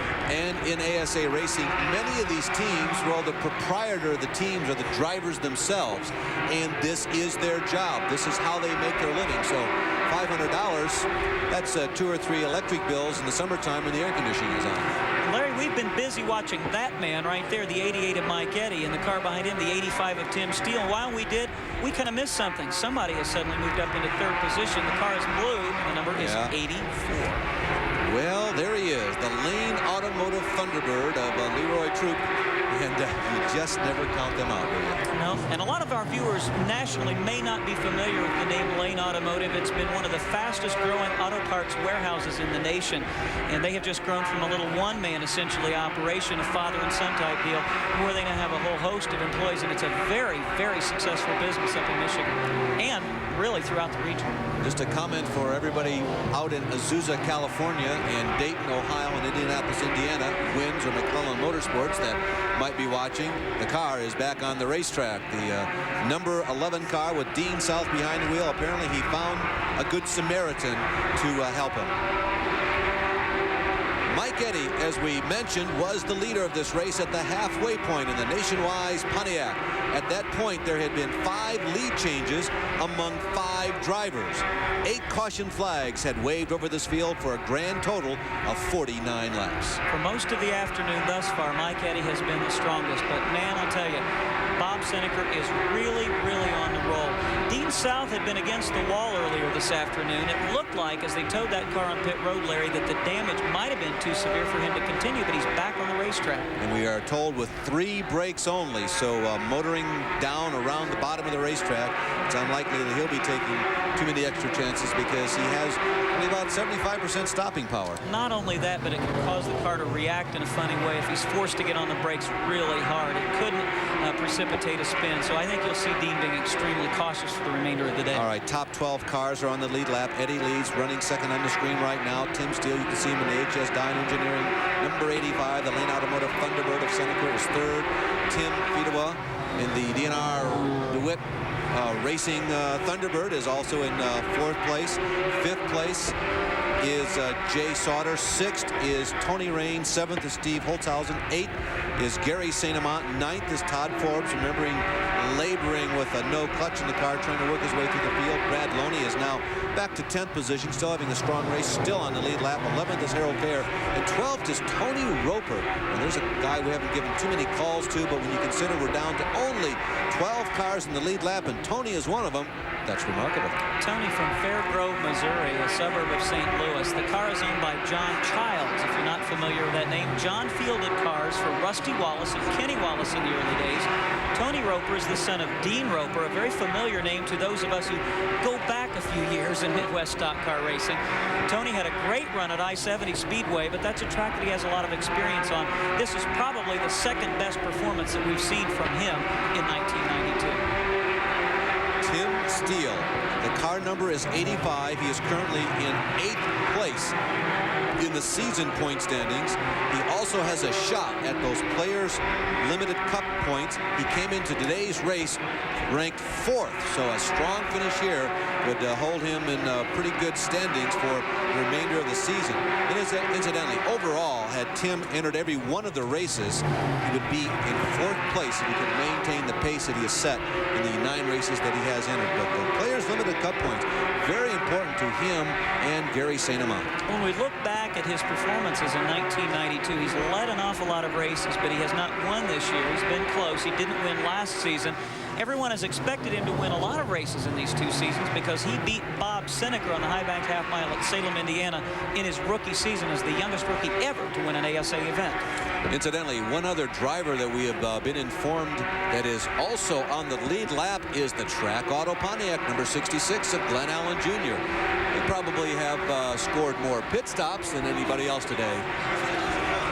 And Bob Seneca is up against the wall in turn number 1, slid up out of the racing groove. I just saw him going up to the wall, and it appeared that he lost a right front tire. Now, that has happened several times to him this season. Whether they've got an incorrect chassis set up on that car for today or whether he ran over a piece of debris, I won't say an incorrect setup. Sometimes you get a mismatched set of tires and it will cause a lot of wear to the right front tire. Remember what Ralph showed us early this race on the Glenn Allen machine when they made their first pit stop, and that is severe damage. You can see the right front tire is just frozen in position, and Ralph is there to match or to be there for the stop. Ralph? Well, Rob, we're just waiting for Bob Seneca to bring the car around. Here it is. And the Lane Automotive Thunderbird has a lot of damage to that right side, right where Bob went up against the wall. Even crew chief Chip Caputo from Jeff Neal's crew came over to help raise the car up off the ground so they could get the jack underneath. There you see the right front tire coming off. It is completely flat. A lot of damage to the bodywork on that side. This team thought they were going to have to pit twice for tires, and they knew they could go all the way on fuel to the finish. So they've got one new set of tires on this car now. The crew chief Dave Taylor was telling me that they thought they could go only about 80 laps on a set of tires. So now there's apparently some damage to that right side that they're going to have to clear away before Bob Seneca can return. Although Bob Seneca has won more ASA races than anyone in history, 72 is the running total now. He has only been champion once, and that was in 1990. Although admittedly in many of the early years when he was racking up so many major race wins, he really wasn't concentrating on going after the championship. But the years that he did, he just didn't have the luck to win. Now here's what the wreck looked like, Rob, on a replay. You can see the car is beginning to slide up out of the groove already. No contact between Seneca and the 85 of steel. The right front corner is down on the racetrack, and Bob is just along as a passenger for the ride. And doesn't this look very similar to the ride that Johnny Benson took here not too long ago? It looks like a replay, and the difference I'd say was about 15 degrees on the point of impact. And boy, Johnny's hit, if you were with us on that day, it was much harder than what it looked from the outside. Believe me, 100 and 110 mile an hour crash on this cement, particularly with the new cars, it's a hard hit. Hey, stay with us, a lot more to come.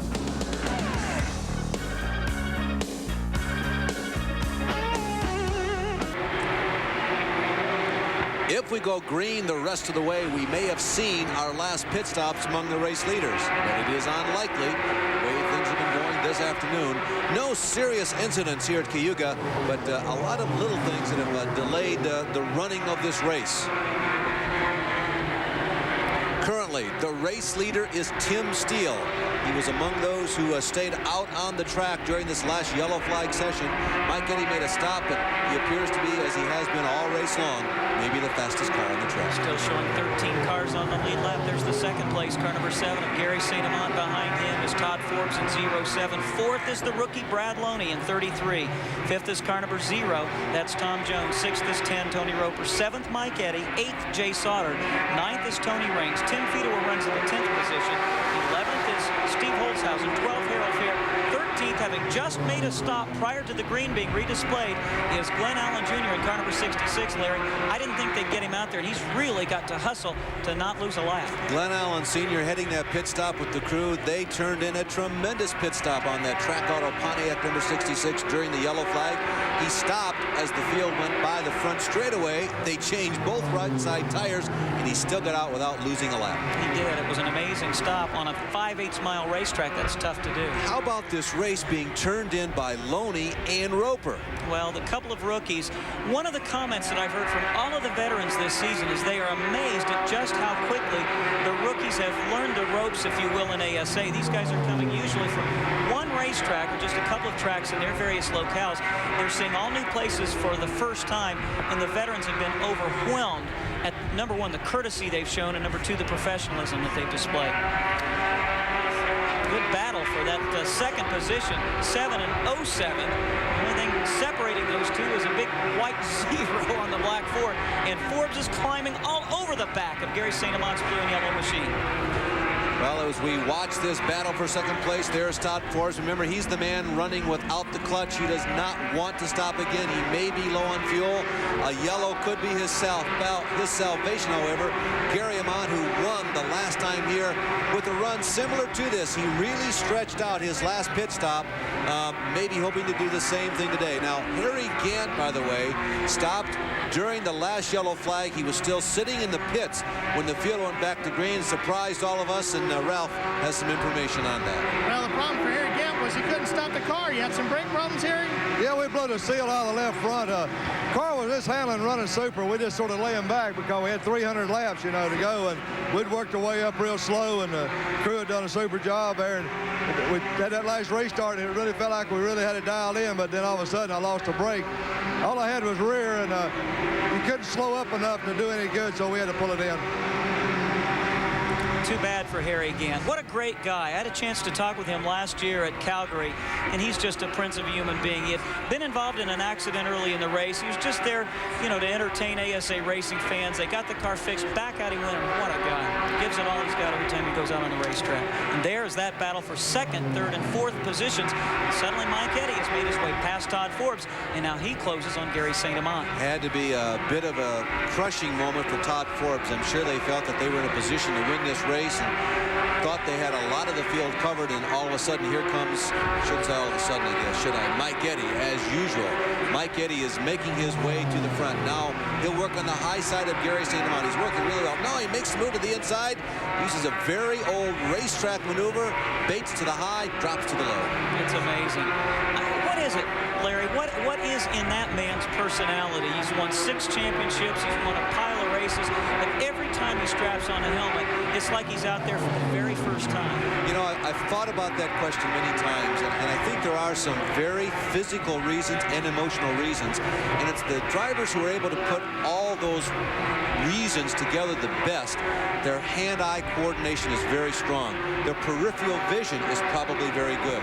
There's a level of courageousness about him, but most importantly, it's the tenacity. It's the same thing with Dale Earnhardt. Yeah, there is something about the athleticism involved, but I think it's those other factors that I mentioned. It's just that some of the people, the way we're constructed and built by God, things come out right. Oftentimes, race drivers are called fearless. I think that's dead wrong. I think they have great fear of losing. I mean, there's something in the competitive nature of these guys. They're far more afraid of losing than they are of getting hurt. And it's the same thing like if you think of your own self. When you're a little kid, the first few times you walked through a darkened house, or maybe finally got up on a bicycle. And for those of you who are more adventuresome, bungee jumping, riding in a helicopter, maybe parachuting. A lot of things in life are very frightening, like going fast in a speeding race car until you try it. Then you find out what your limits are and the control you have. Tim Steele continuing to lead in that HS Dine Engineering Pontiac car number 85. And what we're going to do now is to pan back this entire field to give all of you an opportunity perhaps to pick out your favorite. Now, this is not in the running order of the field, but rather how they're on the racetrack. There you see the interval between first and second place. This is Mike Eddy in the Nationwide Pontiac. He is moving in on Tim Steele. And what a battle that will be, particularly if we're well into the 200 laps. Now, here are a bunch of cars running behind the two of them. There is Gary St. Amont. He is in third place, as you see, in the Gillen Enterprises Justice Brothers sponsored number 7. Fourth place, Todd Forbes. Todd Forbes and Gary St. Amont have been on the racetrack right together for quite some time. And the yellow is waving. I'm not sure the reason for the problem, but the yellow is being deployed. Car number 37, Dave Anspaugh, has slowed down on the backstretch, and it looks like he's going to pull the car to the infield on the backstretch and not come around the race course. And he may have had an engine let go. I'm hearing some voices around me say there may be some oil on the racetrack. Dave Anspaugh comes to a stop in the Jessica Stayer special. She is one of the many hundreds of school children whose name adorns the back of that race car, and her and his race are done.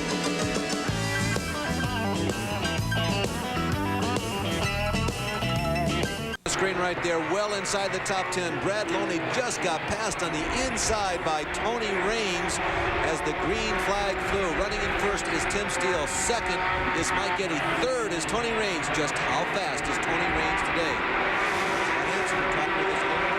Really like Tony's chances. Brad Loney, a very strong showing, is in fourth place, and Harold Fair is fifth. Brad Loney, we can't talk about him enough today. If you had never heard of the young man, he was the Hawkeye Downs track champion in the late model division in 1990 and 91, proving he's capable of running with the best. As Mike Eddy, once again, does battle-to-battle, door-to-door with the 85 machine of Tim Steele. And Steele's having to kind of replace Benson in Eddy's side-by-side racing here this afternoon. As we watch this side-by-side battle, Tim Steele on the outside. We mentioned that he missed one race, and we asked him, you know, you might be fourth if you'd come to every one of the races. Are you kind of sorry that you went ahead and missed that one? Yeah, I keep kicking myself in the butt every time I look at the points and just try not to look at it and just race and concentrate and winning races and running strong at the races, and everything will come out at the end of the year. He seems to be pretty much doing that. Race strong and concentrate on the races, go fast and try and win. And boy, he's giving it all he's got. He sure is. And he's able to make that car work on the high side of the racetrack.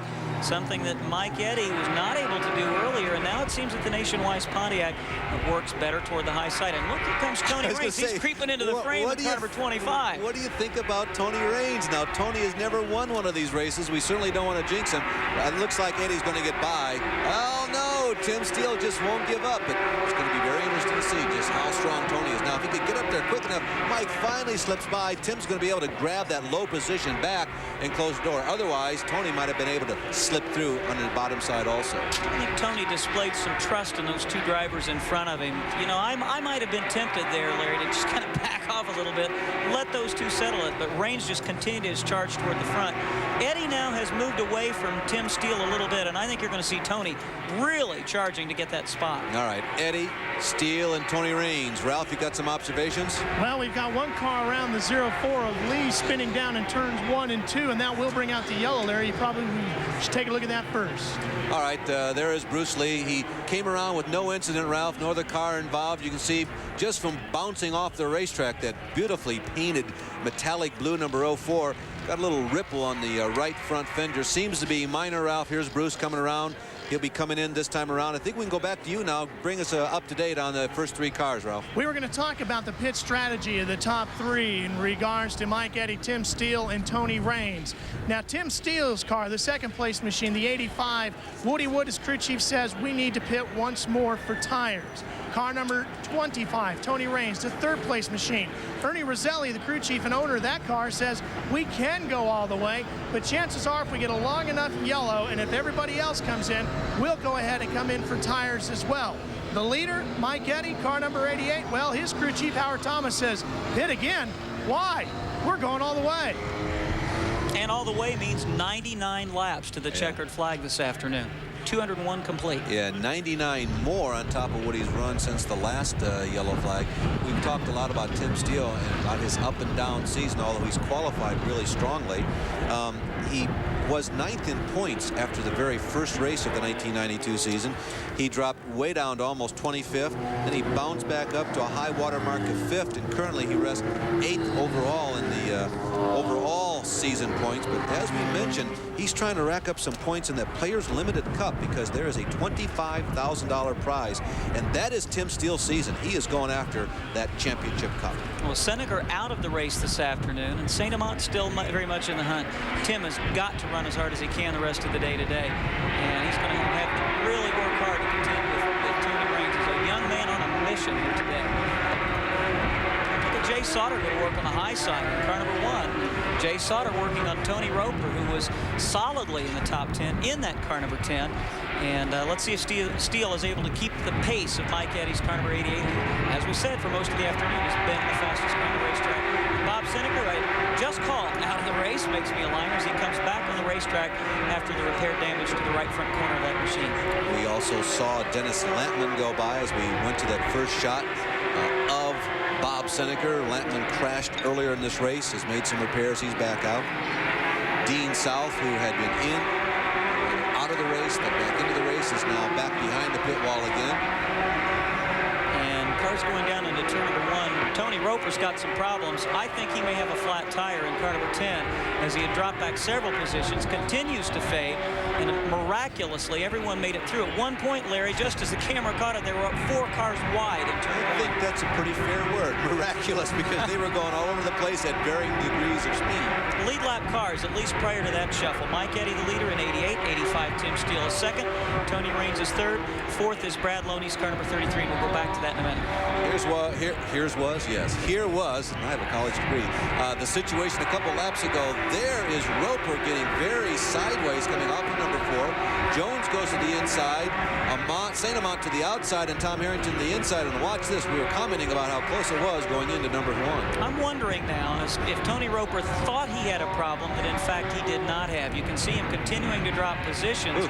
And there they were, almost 4 right. Gary St. Amant sideways as 07 Todd Forbes does the trick, and these guys have been at each other all afternoon.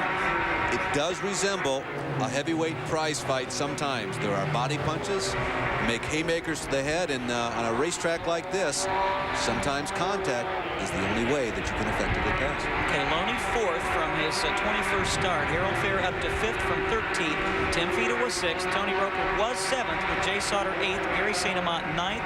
Tom Jones 10th. 11th is Steve Holtzhausen. 12th is Todd Forbes. 13th, Glenn Allen. Now those positions have shuffled, but those are the 13 cars on the lead lap. Not only is Glenn Allen 13th, remember he made a pit stop under the yellow that almost put him behind the rest of the field. He made a second pit stop on the next yellow. So look at the car streaming past. Glenn Allen Jr. has been running very quick the last 10 laps. That car has been going faster than it has at any time during the day. Dennis Lampman had come to a near stop in turn number 2, and he may have waited for the leaders to get by. We remain under green, and now Lampman is back up to speed in car number 9. If you've just joined us, the reason he's minus a hood is he hit the wall rather hard earlier in the day. If you weren't with us at Calgary, a career best 3rd place finish in the last event in the Players Limited Cup. And if you just joined us, a good point. Where is Johnny Benson Jr.? Unfortunately, Johnny had a lower A-frame break on lap number 1 of this race, lost several laps in the pit, and just has not been in contention to win this race. There is the battle going on for 4th place. Harold Steele's involved. He comes into a little bit of body contact with Jay Sauter, and right behind them is Brad Loney. Now, Eddie has led a number of laps of this race. Tony Raines has been very strong all day long. Tim Steele has had a good, last 150 laps or so, appears to be in contention for a comfortable top 5 position, but everybody has spent most of this day chasing, what's his name, Eddie. Yeah, and he is slowing down. Mike Eddy is off the pace. He's coming on pit road. I'm sure Ralph is hustling down there. I don't see what would appear to be a flat tire on that automobile. Mike is very slow coming on pit road. Signals with the left hand. He's going behind the wall. And my goodness, what an unbelievable turn of events. Ralph, what has happened? Ralph can't believe it either, Larry. He's speechless. Ralph's running. Okay, I thought he was down there. He'll be there shortly. Maybe a bit out of breath. He's going after that gold medal in the Calgary, or make that the Cayuga Olympics. How about that, sports fans? As Mel Allen once said, Mike Eddy and Johnny Benson Jr. both out of this race, and Eddy apparently is terminal. And now look whose hands this race is in. Tim Steele, Tony Raines. Running in 3rd is Harold Fair. 4th is Jay Sauter, and 5th is Brad Loney. This could be fascinating. How is that going to change what's going on in Tim Steele's head, in Tony Raines' head? I mean, they're not battling for 2nd place now. It's a whole different kettle of fish. Oh, it really is. And particularly in the case of Tim Steele, the crew has got to be on the radio with him saying, okay, please keep in focus what's going on here. Keep it all in perspective. Well, meanwhile, Ralph is caught up with Mike Eddy. Yeah, we sure have, and a big trail of fluid behind the car. Mike, what went wrong? Something broke in the motor. Any idea that it was going to let go, or did it just seize all of a sudden? No, it just blew apart. Tough day for Mike Eddy. Well, he's trying to somehow manage a smile, and he was able to do it there at the end, but that belies what he's feeling in his heart. Hurt. Still Tim Steele leading this race. Dennis Lampman pulls off the racetrack on the backstretch. He'll probably be done for the day, and here's a battle for the lead. Tony Raines, for the first time today, challenging for the top position. Steele able to hold him off, but for how long? Raines down low, Steele up high, continuing to pull away from the now third place car number 81 of Harold Fair. Behind Fair in fourth is Jay Sauter. Well, a couple of artists going to work here. Tim Steele trying to desperately hold on to the lead, and Tony Raines trying to figure out where am I strongest and where is Tim Steele weakest. Well, Ralph is now standing by with Mike's car. Well, Larry, take a look at this. You see this glass hanging down here? This goes up here on the rearview mirror for Mike Eddy. Mike sometimes doesn't say a whole lot, but he pointed this out to me. You want to know what it's like to have an engine really let go? Blew the glass right off the mirror. Wow. That's unusual. I wonder what actually physically transpired. I knew you'd feel a lot of vibration, but I'm not sure it really blew the glass out of the mirror. He probably felt like it did. What a great battle for the lead between this pair of youngsters. Tony is one of those guys, Larry, that you and I get tired of asking that question. Tony, when are you finally going to win one of these ASA races? And this might be the day for him. Well, who did everybody pick? We were talking about what? Sauter and Neal and Tony, and I think I picked Neal. Whom did you pick among those three? I got to say Jay Sauter. You picked Sauter, and I think so did Scott Hansen. None of us picked Tony Raines, which is rather interesting. Raines definitely appears to be the stronger of this duo, but Tim, boy, is he holding on. This Tony Raines story is extremely interesting. He began his ASA career running for Ray Dillon, a longtime ASA car builder who used to construct machines for Mark Martin, a 5-time or 4-time ASA national champion. He's moved on to the Tony Roselli operation. Roselli was having a car built by Dillon and ended up hiring Tony Raines kind of away from Ray, partially with Ray's blessing. But this team out of Pennsylvania, kind of outsiders coming into ASA, has really endeared themselves to the hearts of other ASA competitors. Boy, what a terrific battle. It's the kind you just want to sit back and watch. Oh, they're trading paint, fender to fender in turn number 3, neither giving any quarter. Raines with a slight advantage for the first time, drops the left sides off the track and takes over the lead. Beautiful. Well, I'm going to take a look at some statistics. I'm not sure that Tony has led a single lap this season. Yeah, he did. In fact, the Nationwide 300 at Columbus, opening race of the season, led 9 laps. And this kind of gives you an idea of these drivers on the brink. Earlier this year, we developed this, the best 92 finishes. Jeff Neal had finished 5th, has finished 5th twice. Jay Sauter, a couple of second-place finishes. And as I mentioned, nobody thought that Tony Raines would be the first one to win. And if you've ever seen, I don't know how excitable of a victory lane this will be, because Tony never shows that much emotion. No, he really doesn't. This will be a true test of the, of the poker face. Tony has won an ASA race, that in the Grand Mark Series several seasons ago on the Milwaukee Mile, back when ASA had an entry-level series. All right, the qualifying times here. The fastest lap was turned in by Johnny Benson Jr. at 19.987. Again, it's qualifying. These are race conditions. We're 225 laps into a 300-lap race. Let's just see what type of lap speeds and times the leaders are turning right now. 21.4 is significantly off the qualifying pace, but still well above 105 miles an hour. What happens is the race wears on, a lot of oil gets dropped onto the racetrack. The sun, thank goodness, has been out all day today at Cayuga, and that has a tendency to bring those lap times down. Of course, the leader was in traffic. He had lapped a couple of automobiles during the course of that time lap. Tony Raines now, Larry, has begun to separate himself slightly, admittedly, but he's begun to pull away just a bit from Tim Steele in car number 85. Let's recap again for you. The top 10. In third right now is the number 81 car of Harold Steele. There he is. And that's Harold Fair, by the way. Harold Steele. Well, there is Harold Steele. It's a part of this fraternity. Yes, that's Tim's dad. By the way, that Tom Harrington there on the inside in the BFI Recycle now, number 91. That car is 1 lap down, so Jay Sauter will hold on to 4th position in the KC Racing Lumina, even though Harrington may get by. Brad Loney, there you see him lurking in the shadows at red number 33. He is in 5th place. Tom Jones is in 6th place. 7th is Todd Forbes, clutchless. 8th is Tim Pito. 9th is Steve Holtzhausen. And 10th is Glenn Allen Jr. What a great battle between Harold Fair and Jay Sauter in car number 1. Sauter now has to believe that he's got a shot at dramatically closing the points gap. His deficit to 2nd place Johnny Benson in the overall Challenge Series points, a little over 100. Jay was involved in an incident at Flint last week, and Gary St. Amant ended up finishing the race after this car was repaired. But Jay can definitely make tracks now. Both Benson, who's 20 laps down, and Mike Eddy, who's out of the race. You know, Jay is in as we look at Harold Fair. You said his name was Harold Fair. That's the one. Okay, and there's Jay Sauter. Jay is still in it for the Players Limited Cup. He came into today's race ranked 7th with 132 points. 196 was the number that Seneca had racked up. Tom Harrington, who is there in the number 91 car trying to get back on the lead lap. Also was in fairly good position. He was ranked 6th in the Players Limited Cup standings. Right behind Jay Sauter is car number 33, Brad Loney, as Sauter gets into the back end of Harold Fair's car number 81. Fair is holding up things, at least in this group of automobiles. You can see how they've begun to accumulate in a pack behind him.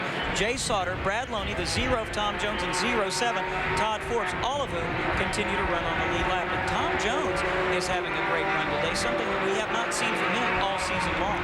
Well, it was about 2 years ago, as we think about Tony Raines and where he's headed, or seemingly headed, as we go back and check on the progress of Todd Forbes. It was 2 years ago that Tony Raines had finished 2nd in an ASA race. Back to that in just a little bit more. Let's check on this progress of Todd Forbes. What a courageous, truly effort this is to try and run this car without a clutch. It really put him at a tremendous disadvantage. Sure did, but he's hanging in there tough, as you said, and the entire crew continues to support their driver. Well, Harold Fair again now will have to deal with Jay Sauter. Sauter makes the tap, and it looks like Brad Loney's going to take advantage of Fair's misfortune and pick up 4th position. Here comes Todd Forbes, and Harold Fair's car is just not up to par.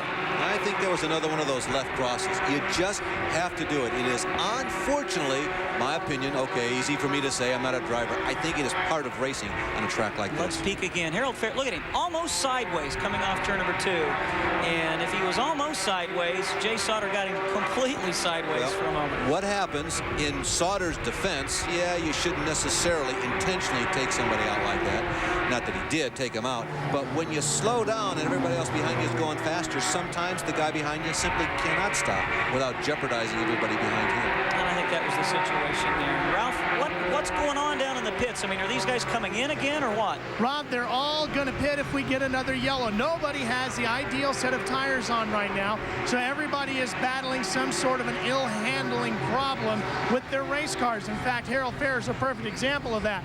Nobody will pit if we stay green all the way, but if we get a yellow flag, it's going to be mass hysteria down here as the feeding frenzy begins for tires.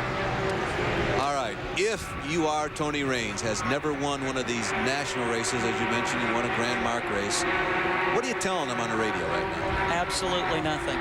I really don't think so. I think you just let him go out there. You wait till you hear from him if you're his crew chief. Just let him race.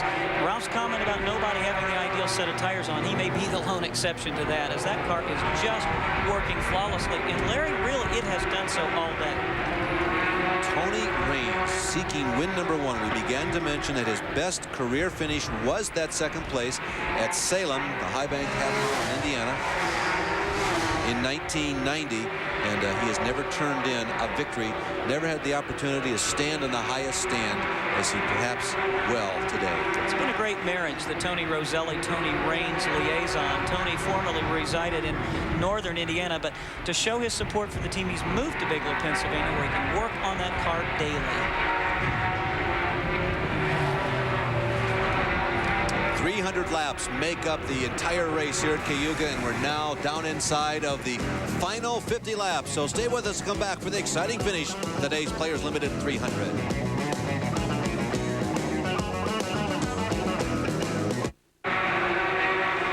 The Dominion of Canada has brought us Alex Trebek, Alan Thicke. It took the Rocket, Rahib Ishmael. It might take Mark Ripien, but it gave us Shannon Tweed. And today, it might give Tony Raines win number 1 in the American Speed Association. Boy, his chances look awful good. Yeah, they sure do. By the way, I caught most of those names, but Shannon Tweed. Now you're telling me you don't know who Shannon Tweed is? No, and I don't want to ask. There's a battle for 6th position between Harold Fair and Glenn Allen Jr. Harold has slipped back slightly since you last saw him dueling with Jay Sauter for 3rd position, and now it looks like he's going to give up 6th, maybe to Glenn Allen Jr. car number 66, who's having a very strong afternoon. Yeah, he really is. And they've been in and out of the pits so much today, and I think they finally got the one setup they want. And he doesn't really have a car that is in a winning posture, but boy, he has been driving that car hard and has worked so difficultly for every one of the positions that he has obtained, and he really has turned in a tremendous effort. And if you're wondering where these two are relative to the leader, they're just about 2/3 of a lap behind Tony Raines in car number 25. But Raines soon will have a lot of lap traffic to contend with, and these two drivers pretty much running by themselves on the racetrack. They are not too far behind, maybe a couple hundred yards behind the 4th place battle That continuing between Brad Loney and Todd Forbes. 4th for Loney right now. 5th for Forbes. In 6th is Harold Fair. 7th, as Rob just told you, is Glenn Allen Jr. 8th is Tom Jones, who are unofficial at this point, is Stauffer. Stauffer is not on the lead lap, although he's still out there. Fedewa would likely be next in line. Then Steve Holtzhausen and Gary St. Amand. And we've got 2 cars together. Tom Harrington's car is on fire up in turn number 2. Jay Sodders is right there with him. Let's see if Jay's able to get the car fired in a way. He is trying to drive the car away from there. Tom Harrington, you see him moving out of the passenger side, bolting out of that car. He apparently had a head-on contact with something, and then perhaps Jeff Neal got into the back of Tom Harrington. It's been a tough year for Tom Harrington. We saw this car lost in a very serious crash in corner number 1 at Odessa about a month ago. There's Tom running across the racetrack, so he's in good shape. But that's my guess. What happened was that he hit the wall head on, and then along came Jeff Neal, nowhere to go, and hit him in the back, and that broke the fuel line, or maybe even the cell. Well, that was Jay Sodders' car rather than Jeff Neal's car that he made contact. And a bit of interesting irony there. There's a photograph in last year's ASA Annual that shows the 80 or 91 machine of Tom Harrington on top of, I believe, Jay Sodders' car number 1. And here are these 2 cars involved in another incident. There was fire then, there's fire now. But notice how quickly he was able to bail out. Maybe we can see here what happens. Jay Sodder is spinning in car number 1, but he's spinning right behind Tom Harrington. You know what I think happened right there? Harrington lost a motor. Sodder spun in his oil and backed into him. Now, I don't know that for sure. That's kind of what it looked like may have happened, and it was the contact with the fuel cell that caused the fire. Appears to be very serious damage to Tom Harrington's car, both front end and back end. And as we mentioned, boy, that's difficult, because when you lose 2 cars in any one season, a lot of these teams play it pretty close to the vest financially. That's very difficult. If you've just turned on your TV and you're looking at that badly battered car number 91, yes, it was damaged. Yes, there were flames. Yes, it did take Tom Harrington a little bit of time to climb out of the race car, but we were seeing it from the rear view. That's where all the flame was in the back. And maybe we'll get a chance to talk with Tom a little bit later on. He can tell us just how close those flames came to him before he was able to bail out of the car onto the racetrack. And he appeared to be all right. Just about everybody is taking this opportunity to make pit stops. Now, it remains to be seen how many of the cars on the lead lap will come in. Certainly, the race leader, Tony Raines, has not come in, but I saw Glenn Allen Jr. duck into the pits. Tim Fedewa, one of the lead lap cars, is in. Bob Seneca, of course, had lost several laps earlier, although he's making another pit stop right now. But this could really change things a lot. We still have a little more than 40 laps to go. You see the top 5: Raines, Loney, Forbes, Tim Steele, and Tom Jones.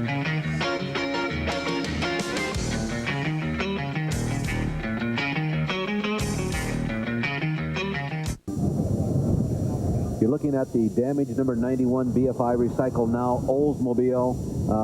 A lot of fire damage there makes the crash look a little worse than it was, but it was a very serious crash, Ralph. It sure was, Larry. Boy, Tom, you really had us all scared there. We got running down there. We didn't see you sitting behind the wall.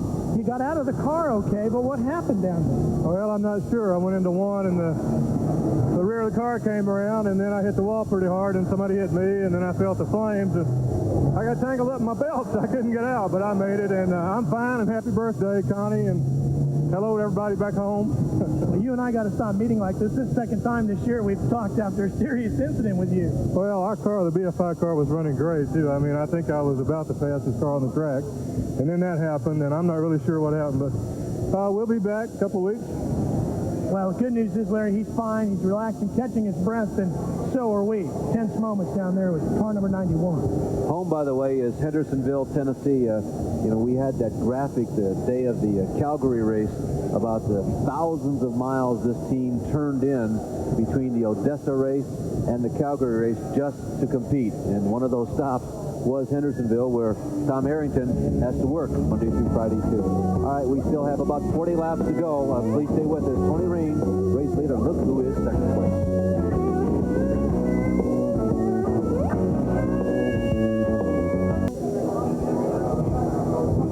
We went back to green, but only briefly as the field streamed down the front straightaway, rounded turns 1 and 2, then off of the second corner, suddenly somebody or something happened to the Eaton Chevrolet of Leighton Reese, and he went around. He was running third in line with the rest of the field bearing down, but Leighton stood on the binders, turned to, what do you think, the right or the left? Whatever he did, it was the correct thing, kept that car down on the bottom of the racetrack, and there was no contact with anybody else or the wall. Everybody filed by on the high side of the racetrack. Now, interesting strategies on this most recent caution as only Tony Raines in car number 25, the 33 of Brad Loney, who's second, and the 07 of Todd Forbes elected to stay on the racetrack. From fourth on back, and that being the Tim Steele car, everybody came on pit road.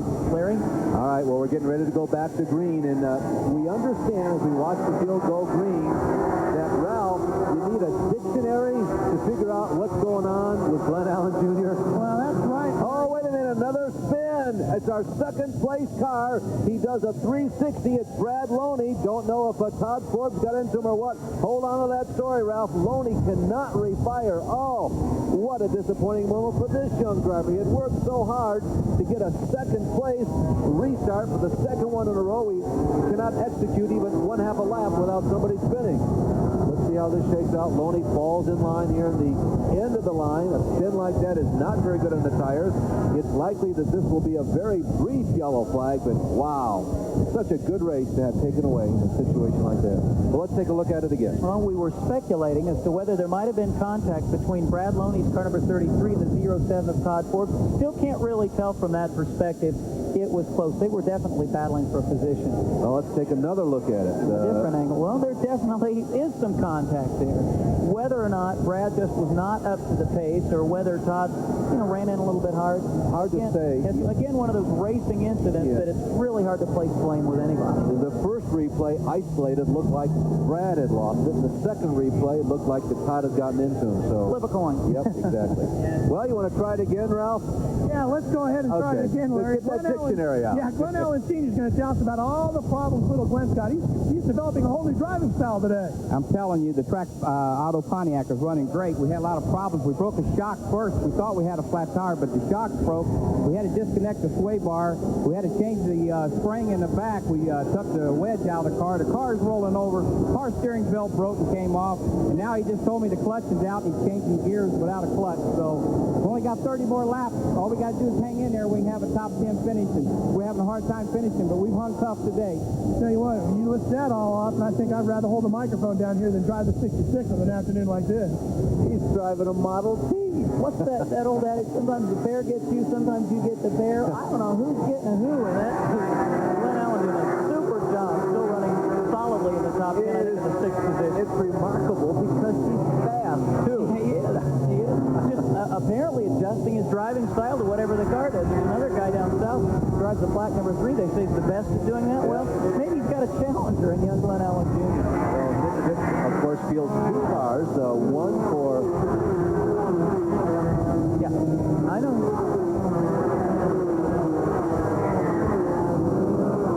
Glenn Allen Jr., as we take a look at the speed shot, the cars roaring by, we want to give you a good piece of that.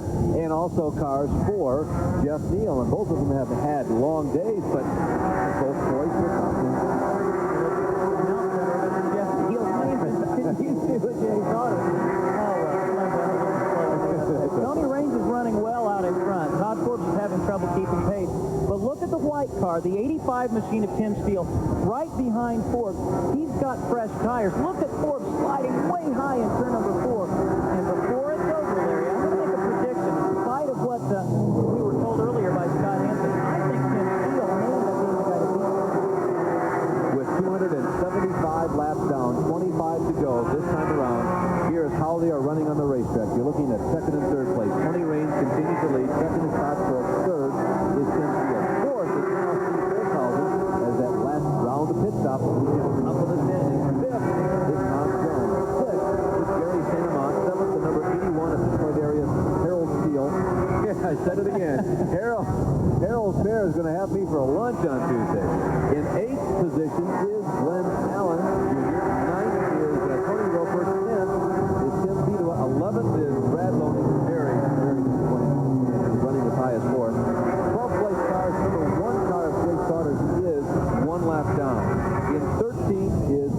Christopher. He is 2 laps down, and 14th, the number 6 car of Leighton Reese, also 2 laps down. I know if you tuned in expecting to see Johnny Benson and Mike Eddy doing battle, you may be a bit disappointed as we look at the battle for 6th and 7th positions going on between Gary St. Amant and 81-year-old Fair. In spite of the fact we don't have Benson and Eddy left in contention in this race, although Benson is still on the racetrack, Larry, it's been a great race because we've seen some career best performances today, and definitely on the part of several drivers, season best races. It's been a pretty interesting race because Jay Sauter has not made very much noise all day long, but he has run until this last yellow flag inside the top 10, and he's headed for a top 5 finish. You mentioned about Tim Steele maybe going after his best finish of the season. Todd Forbes certainly appears to be poised to do that. And of course, Tony Raines may win for the first time in his career. Glenn Allen Jr. is driving that wounded duck around this racetrack and keeping it steady and hard and solid in the top 10. A battle for 6th and 7th positions between Gary St. Amant and Harold Fair in the black car. 81. Sure it's not Harold Steele. I don't think so. I have no idea where that has come from. And I was not with them last night. It's just something that popped up. Well, I know there are a lot of second-generation racers, but you're trying to create one. Tim Steele, but I don't think his dad's ever been behind the wheel of a race. You know, I think it was your fault. You mentioned about Harold Steele being a successful businessman, and it just locked it in. This is a great battle for 6th and 7th position. Up front, it continues to be Tony Raines. That's why we're trained back here with a significant margin. Second place car number 707 of Todd Forbes. This is the best battle on the racetrack. Gary St. Amant being the second in the Players Limited Cup point standing. And if he hangs on to a 5th and 6th place finish, with Bob Seneker being out for a number of laps with a damaged right front suspension, I think, with Mike Eddy gone, that it could be Gary St. Amant back on top of the Players Limited Cup with just 2 events to go in the series. It's interesting we mentioned how important these races here in Canada are to St. Amant and to Tim Steele because their seasons are over. Other than that, both of them look like they're going to have good days up here. Well, this is the second time that television viewers have seen Gary St. Amant not in the familiar red number 7 on which he won this race, or won here in June. But this is the Justice Brothers Gillen entry that we've seen Jerry Foyt in the past. There's some speculation that perhaps this could be a full-time ride for Gary in 1993. A lot of rumors circulating on pit road in terms of teams and drivers, but now is probably not the time to talk about it as we've got all kinds of cars together on the backstretch, including some rookies. All rookies, as a matter of fact. I believe the red car, that Raby Ford sponsored, that's Joey Knott. The 2 car is Terry Winnie. The 04 car is Bruce Lee, and Leighton Reese was involved. 4 rookies end up getting together, coming out of number 2. We did not, of course, see it develop, but there's Joey, and they're not Enterprise. Well, we do have another look at it. Maybe we can figure out what happened. Well, you can see Bob Seneker is there. He's a veteran, but watch this veteran. Watch Bob Seneker go to the outside as 04 spun. That's the Bruce Lee machine. Look at Seneker weaving his way to the high side of race traffic. Now, what does that tell you? There's 4 rookies, all of them involved in that incident, and the guy right in the middle of it drives through the 84 Bob Seneker. You're right. There's just no substitute for laps. Another factor in driving race cars that's something I think easy to overlook when you're home in the family room looking is that all race cars have a different weight to them. They're all way different, and then when you modify that with a horsepower to weight ratio, they react differently. And Terry Winnie is a very good example of how difficult it has been to adjust to a much heavier race car than he is used to. I guarantee you put this field in open-wheel, lightweight midgets, Terry Winnie and Mac McClellan would have cleaned house. I think you're probably right there. Although, wouldn't it be fun to see Mike Eddy or Johnny Benson in a midget? That'd be a trip. Well, Tony Raines continues to lead, and I was wrong when I said I thought that the pressure tires would work to the advantage of Tim Steele. That car is not working all that well, and he had fallen a full straightaway back of Tony Raines as the leader. Well, of course, Terry Winnie is sponsored by Clark Oil. It gives us an opportunity to present this week's Clark Oil Checklist. Sort of an interesting tidbit about ASA Racing presented weekly.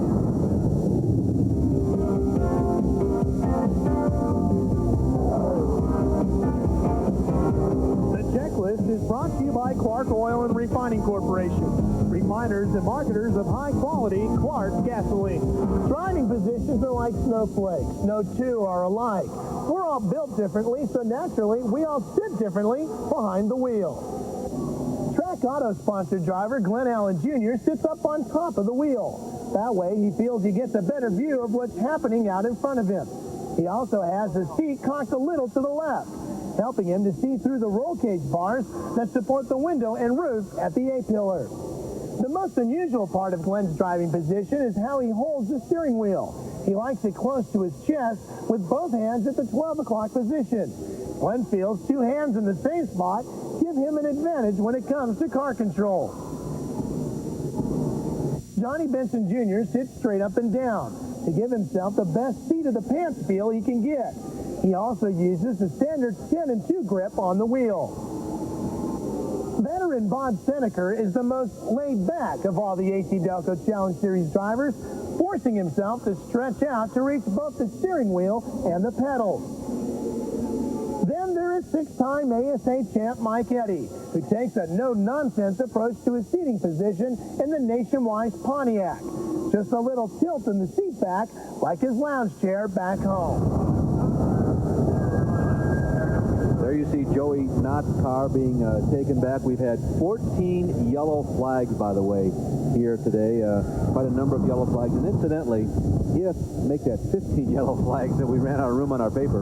If you tuned in at 4 o'clock to watch NHRA today, well, that will be rescheduled for today, so stay tuned to 5:30 Eastern Time. That's NHRA today will be on in its entirety at 5:30 p.m. Eastern Time. Running a little long here because of all the yellow flags. We mentioned 15 of them.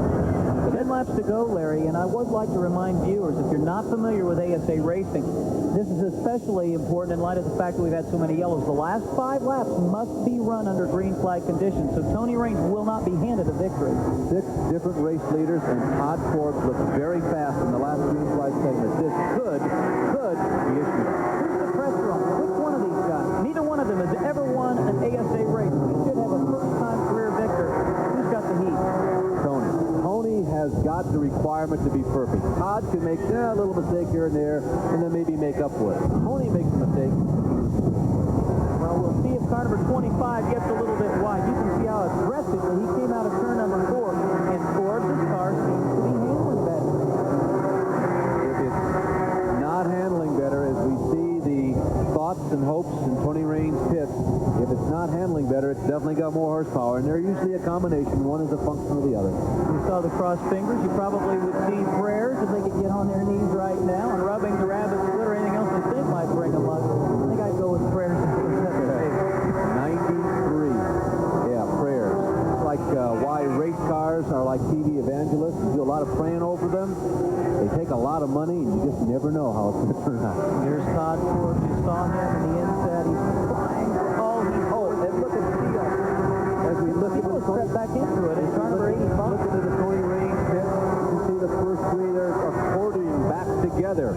It is Raines, Forbes, and Tim Steele. The first 2 drivers have never won an ASA main event. Tim Steele, he's been on the roster before. Well, as they go under green flag, the laps wind down. Tony Raines' car all day long has gotten stronger and stronger, and it continues to do so. There's some other battles for position back in the pack, but we're going to train our eyes right here on the front, as we should have a new first-time winner. Tim Steele is third. He's won once in his ASA racing career. Lap 296, 4 to go. 4 laps to glory for Tony Raines for the first time ever in his race driving career.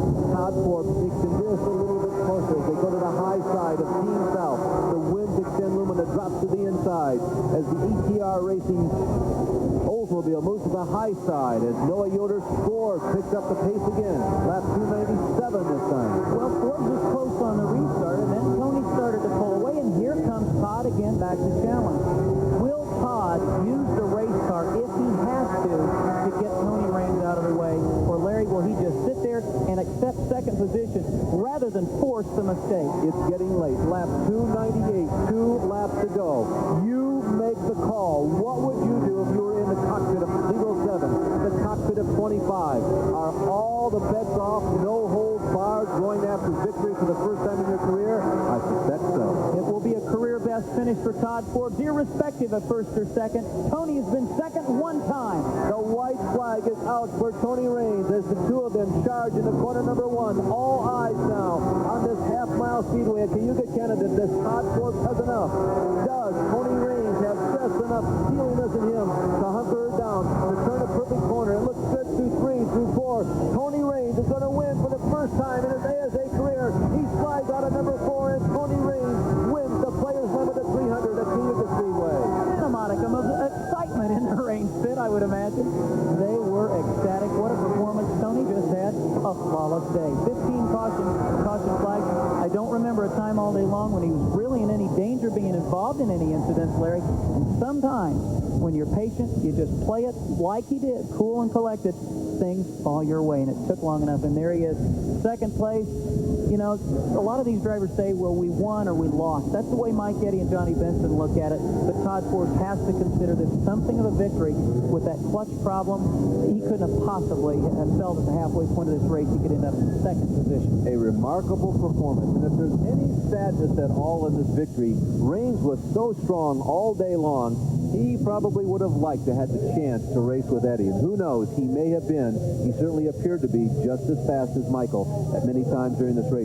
There you see Scott Hansen hobbling up to talk to Tony. He was our guest commentator at the early part of the show. And that was his pick. He said, I think that Tony is very strong. At the time, Tony was battling for 8th and then 7th and 6th and moving up one position at a time. And Scott Hansen told us several times today, and he gestured to the window here just before he went down, hey, I like that 25 car. Tony was 6th in the point standings in 1991. It struggled to 13th at this juncture in 1992. He's out of the car, and he's going to celebrate. I don't think I've ever seen it done quite like that. That was the Tony Raines version of the Willie T. Ribbs shuffle.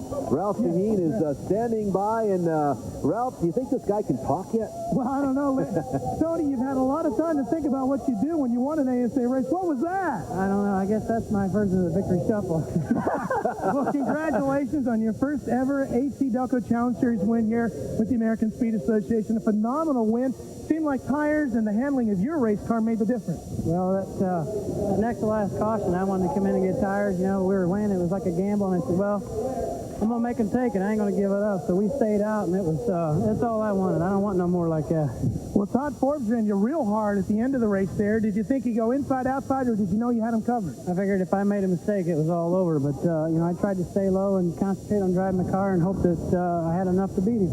I take it now that you got the first one, all the rest are going to come like the domino effect. We'll see a lot more out of you. Well, I sure hope so. Tony Raines, the winner here at Cayuga. Tony Raines came into this race ranked 17th in the Players Limited Cup, and overall, well, he's out of it for the overall ASA Championship, so he will move up significantly in the Players Limited Cup standings. The unofficial top 5, Tony Raines, Todd Forbes, of course, second, Tim Steele, Steve Holtzhausen, and Tom Jones. We'll be back with more after this.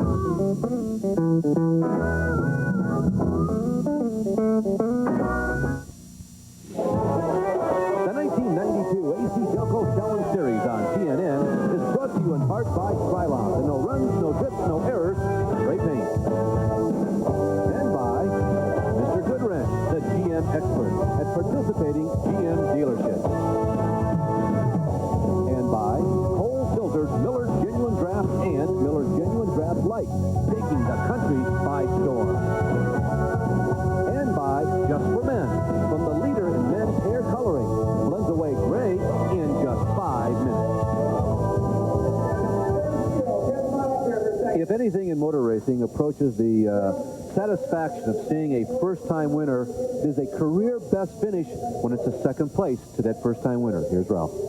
What an effort it was for Todd Forbes and the Yoda Racing Ford today. Clutch problems are really what hurt you because it took away track position all day. Yeah, the plateau was clear to the floor. We just had to kick it out of gear and coast into the pits, and by the time we get going again, everybody was beating us out, and it was just hard to make up that much ground, really. Just abused the tires. Well, Larry, I think we're going to see a lot more out of this gentleman, Todd Forbes. Had he gotten a little more tire, he might have been up where Tony Raines is today. Pretty soon, Ralph and Rob, we're going to have to stop saying that these are new faces running up front because it's getting to be kind of a regular pattern, isn't it? It sure is. And Tony Raines belongs there. I once asked him about asked him who his favorite driver was. He said Bob Seneker because he's quiet and does his job smooth. And that's exactly the way he did it today. Forbes Steele, you can see 6th through 10th, Harold Fair, Gary St. Amant, well up in the players' limited points. Glenn Allen Jr., terrific drive today. 11th place, Brad Loney, disappointment because he was as high as 4th. Jay Sauter involved in a late race altercation that probably ended his hopes for a top 10 finish. Stauffer, Leighton Reese, you can see the number of people who were still on the racetrack at the end of the race. The top names, Johnny Benson Jr., Mike Eddy, and Bob Seneker, each had a very disappointing day. Well, we're getting ready to go to Calgary, Alberta. The Players Limited 500 on August the 23rd. It's my daughter's 19th birthday. Oh, she's going to be upset with me because I'm going to be in Canada. ASA live on the national network. There you see the people who were the victors of today's race. A first-time winner today at Cayuga, perhaps the most gratifying moment in all of sports. It's been a very busy racing weekend. You take a look here at how it looked on the final lap as Tony Raines, the man from Bigler, Pennsylvania, picks up his first checkered flag in a National American Speed Association race. So the season continues and the quest goes on. We'll be back again with one more of these races live on the National Network. For Rob Albright and Ralph Shaheen, this is Larry Newber. We'll see you at the races.